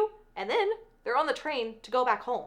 She starts to work her way out of the restraints when the IV in her arm injects her with something, knocking her out again. This happens on and off for a while. She doesn't know how long. At one point, she hears somebody yelling, but not in a capital accent, an accent that reminds her of home. When she finally wakes up again, she sees that all of her scars are gone. Not only the ones from the arena, the ones she's gotten from years of hunting as well. She gets out of bed, surprised by how much strength she still has when she's been out for who knows how long. But when she gets up, she sees one outfit is laid out for her in the room. The outfit she wore in the arena. She doesn't want to put this thing back on. In fact, she starts backing away from it, but realizes, of course, the Capitol wants to see her reuniting with her team in this outfit for appearance purposes, so she puts it on. As the door opens, she's looking down the hall one way and is calling out for Peeta, but then from the other way, Effie calls out to her. She turns to see Effie, Haymitch, and Cinna, and goes running for them. She doesn't care that this will be on tape for everybody to see. She launches herself right into Haymitch's arms. And he whispers, "Nice job, sweetheart." "Okay, I'm not okay. I'm actually really not okay." She notices that Portia isn't here though and starts to worry about Peeta. They quickly calm her down, explaining that they just want their reunion to be on the live closing ceremonies tonight. She then goes off with Cinna and is taken back up to the 12th floor to her room. She's greeted by her prep team, who is just ecstatic to see her again. The whole time they're getting her ready, though, they're talking about where they were in the games and how exciting this moment to watch and everything like that. Like, she didn't just go through all this trauma. Because to them, this seriously is just like reality TV to us. She just has to tune this out so she doesn't completely hate them. When Cinna gets back with her dress, she asks him, "Have you given up on the whole girl on fire thing?" He goes, "You tell me," and then slips the dress on. To her, not... Imagine. Cinna just slips the dress onto himself. "You tell me, how does it look?" Less funny, she instantly notices the padding that has been added to her chest area. She frowns, and Cinna obviously didn't want this either. But the Capitol people that were working on her wanted to surgically enhance her. But Haymitch was the one to stop that, and that's why she heard a familiar accent yelling, because Haymitch was defending her. When she looks in the mirror, she realizes she is still the girl on fire. Because the sheer fabric, it's overlaid with an opaque fabric as well. It's not see-through like Glimmer's dress was, but the sheer fabric glows like a soft candlelight. But she also realizes how young she looks in this outfit and knows that this has to be very calculated. She just isn't quite sure why. She questions this very carefully to Cinna, saying, "I thought I would be in something more sophisticated." He carefully answers and says, "I thought Peeta would like this better," but she knows this isn't about Peeta, but still can't figure out why she's in this schoolgirl dress almost. They take the elevator down to one of the lowest floors in this building because it's customary for the victor and their team to rise up onto the stage from below. She's escorted to a brand new metal plate for a tribute because, you know, they had to add another one since 2 people won this time. As she's standing there alone, a hand touches her shoulder and she jumps. But it's just Haymitch. He says, "It's just me," then asks her for a hug for luck. She knows this hug is not for luck, but goes in for the hug anyways, obviously. And he starts quietly whispering in his ear, hidden by her hair, "Listen up, you're in trouble. Word is the Capitol is furious about you showing them up in the arena. The one thing they can't stand is being laughed at, and right now, they're the joke of Panem." She acts like she's laughing because she has no flowing locks on his head to cover her face, and says, "So what?" He continues going, "Your only defense can be that you were so madly in love, you weren't responsible for your actions." He pulls back now saying, "Got it, sweetheart?" She says, "Got it. Did you tell Peeta this?" He says, "No, don't have to. Peeta's already there." She has no clue what this means. Now what could this mean? What do you think this means? It means that Peeta is actually in love with her. That's what this means. She has even more anxiety racing through her now because when she left the arena, she was supposed to be safe. But now, after what she's just been told, she's in a far more dangerous situation. Because it's not only her at risk now, it's the lives of all the people she loves. Like Prim, her mother, Gale. So she knows she has to pull off this girl driven crazy by love scenario. So the Capitol can act like they were in control the whole time. She finally gets back to the last part about what Haymitch said about Peeta being there already, and of course she doesn't get it, but she's like, "I guess I'll have to ask Peeta later." Girl. The anthem begins, Caesar Flickerman comes out, he introduces Effie, Cinna, Portia, and then introduces Haymitch. Then the plate below her lifts her up onto stage, and she's greeted by blinding lights, deafening roars, and then she sees Peeta, standing just a few yards away from her. And honestly, she can barely recognize him from the boy she had come to know in the arena, because they both looked a little crazy in the arena, let's be honest. She takes a few steps towards him, and then just flings herself into his arms. He stumbles back, and they almost both fall over, but luckily he studies them. She realizes he's holding a small cane, but she doesn't have time to dwell on that, because the audience is enamored with them. They all love them. They're cheering, they're clapping, they're, katniss, Peeta, so cute. They start kissing, and then the book says about after 10 minutes, Caesar's like, "Guys, we got a show to do." The Capitol has replaced the usual single seat chair with a love seat for these two. They sit down to watch the recap of the Hunger Games because yes, they forced the victors to sit down and watch the entire recap of the Hunger Games. Normally, the victor would be up here by themselves having to go through about 3 hours of this, but luckily she has Peeta, and for the lovesick girl act and herself, she sits as close to him as possible, curling her feet up onto the love seat, laying her head on his shoulder. For the first little bit, they're watching the pre-arena bits. The reaping, the chariot rides, the training scores, the interviews. The music is so upbeat during all of this, but it doesn't quite work because most of the faces on the screen are dead, besides them. She then gets to watch Peeta join up with the careers to protect her, stay up the entire night under that tracker jacker tree to make sure she was safe, fight Cato so she could escape, and then lie in the mud whispering her name in his sleep.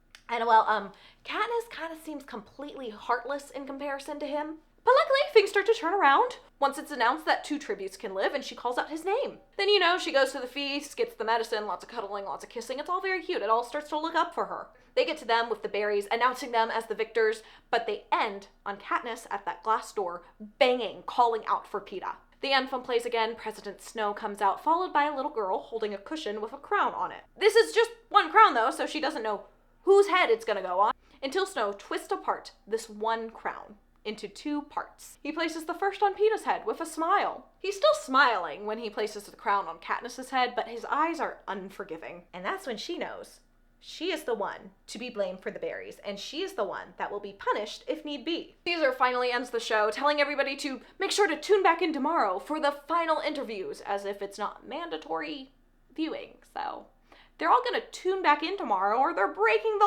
law. She's holding Peeta's hand all the way back up to the 12th floor, but they are quickly separated and Haymitch tells her to go straight to bed. As soon as she's in, the door's locked behind her, and she doesn't know if this is Haymitch or the Capitol's doing. But it's very scary that this could just be the Capitol trying to keep her and Peeta separated for some reason. The next morning, she's woken up by Effie saying, "It's a big, big, big day."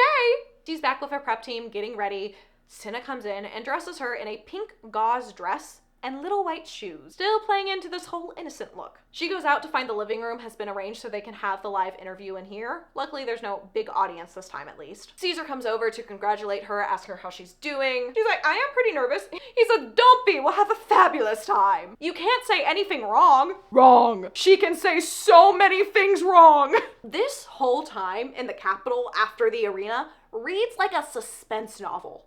Because you are just waiting for the shoe to drop. You are waiting for somebody to come in and just take Katniss out. It's terrifying. She's just walking on eggshells, trying not to say the wrong thing. Peeta walks out, but they barely get to say a few words to each other before the interview starts. Caesar is a wonderful host as always, and luckily him and Peeta have good chemistry on camera. So they're talking most of the time, meaning Katniss doesn't have to say too much and just can snuggle up next to Peeta looking real cute. Until Caesar asks, when did she know that she was in love with Peeta? She's going, that's a hard one, Caesar. Struggling to think. And he's like, I know when I knew. When you shouted his name in the tree. She picks up on this, thinking, thank you, going, yeah, that was the first time I really thought I may be actually able to keep him. Before that, I thought if I fell for him, I would just lose him. But that moment changed everything. Then Caesar asked Peeta about his new leg. Katniss is like, new leg? Movie watchers are like, new leg? Yeah, Peeta has an artificial leg in the books. From the tourniquet, that was a risk of her putting that on his leg, but they did end up having to amputate his leg, and now he has a fake leg below his knee. Peeta goes, yes, it's your fault that I'm alive. Peeta assures her that truly this is the reason that Peeta is alive. She saved him. She still doesn't know how to deal with this in front of cameras, and just buries her face into Peeta's shirt. Once they finally coax her out of there, Caesar just leaves her alone for the rest of the interview, pretty much. Until they get to the berries. And she knows this is a very critical moment where she can either challenge the Capitol or go along with the story they're weaving right now. She says, I don't know. I just couldn't bear the thought of being without him. Playing into the Capitol's game right now, trying to save her family and friends. They finish the interview and she instantly goes over to Haymitch, whispering, okay? He goes, perfect. Shortly after this, they are taken by a car to the train station. They barely have time to say goodbye to Cinna and Portia. They're whisked out so fast. But they'll see them in a few months for the victory tour they get to go on, where they get to visit the districts of all the fallen tributes and be like, hey guys, we're here and your person's dead. Okay. This is just another way of the Capitol never letting the districts forget the Hunger Games. But for now, they're on the train with the Capitol growing further and further away and her getting closer to Prim, her mother, and Gale. She washes off all her makeup, puts her hair back in a simple braid, and truly starts feeling like herself. So much so, by the time they get to dinner and Peeta has his arm around her, it feels alien to her. The train stops to refuel, and Peeta and her take a walk outside, hand in hand, down the tracks. He picks a little bouquet of wildflowers for her, and it's really sweet. But she does know that some of the flowers she picked are the top of wild onions. But they do remind her of Gale, and she starts to get this guilty look on her face, so he asks, what's wrong? She says nothing, and they just continue to walk, until she's sure that they're out of sight of any cameras or out of range of any microphones. But still, she doesn't know what to say here. Then Haymitch just pops up out of nowhere. Don't know how he snuck up on them, but he did. He says, great job, you two. Just keep it up in the districts until the cameras go home, okay? And we'll be all good. Peeta's all confused, so Katniss has to explain it's the Capitol. They didn't like our stunt with the berries. Peeta is confused because it wasn't just a stunt to him.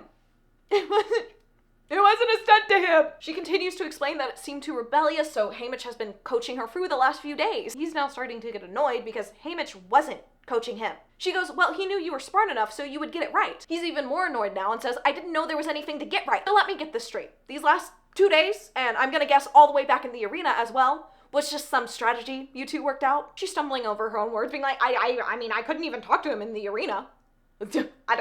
How would I talk to him in the arena? That's crazy, Peeta. He accuses her of still knowing what Haymitch wanted her to do, though. Then goes, Katniss, as he drops her hand. She takes a step back from him, and he says, it was all for the game, how you acted.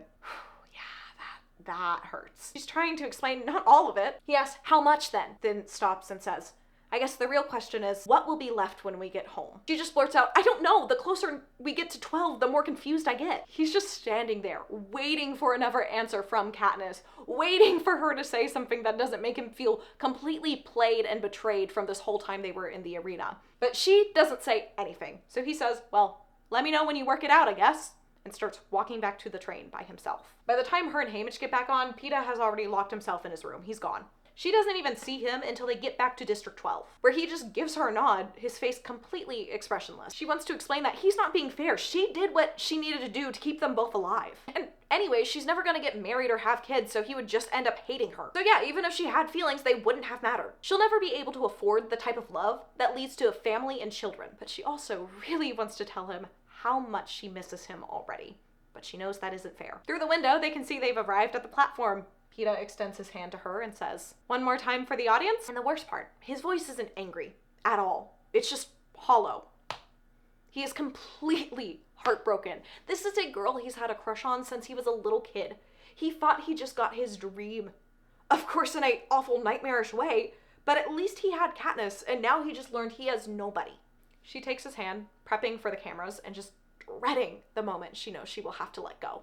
And that right there is the end of book 1 of The Hunger Games. I'm not gonna lie, I didn't know I could talk about The Hunger Games this much. When I originally started planning this video, and even while I was writing it until I got up to filming, I thought this was gonna be one video. I really did.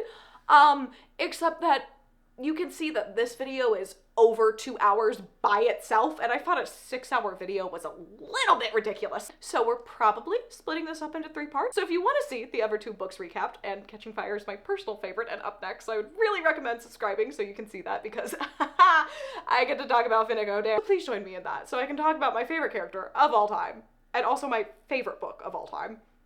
And then we get into Mockingjay, which is very exciting as well. But I hope this was a fun way, if you haven't read the books before, for you to get to experience some of the info that is in the books in a different way. And if you have read the books before, I hope this was just a fun way to nerd out with somebody else who is completely obsessed with the Hunger Games. Bye, y'all, and may the odds be ever in your favor.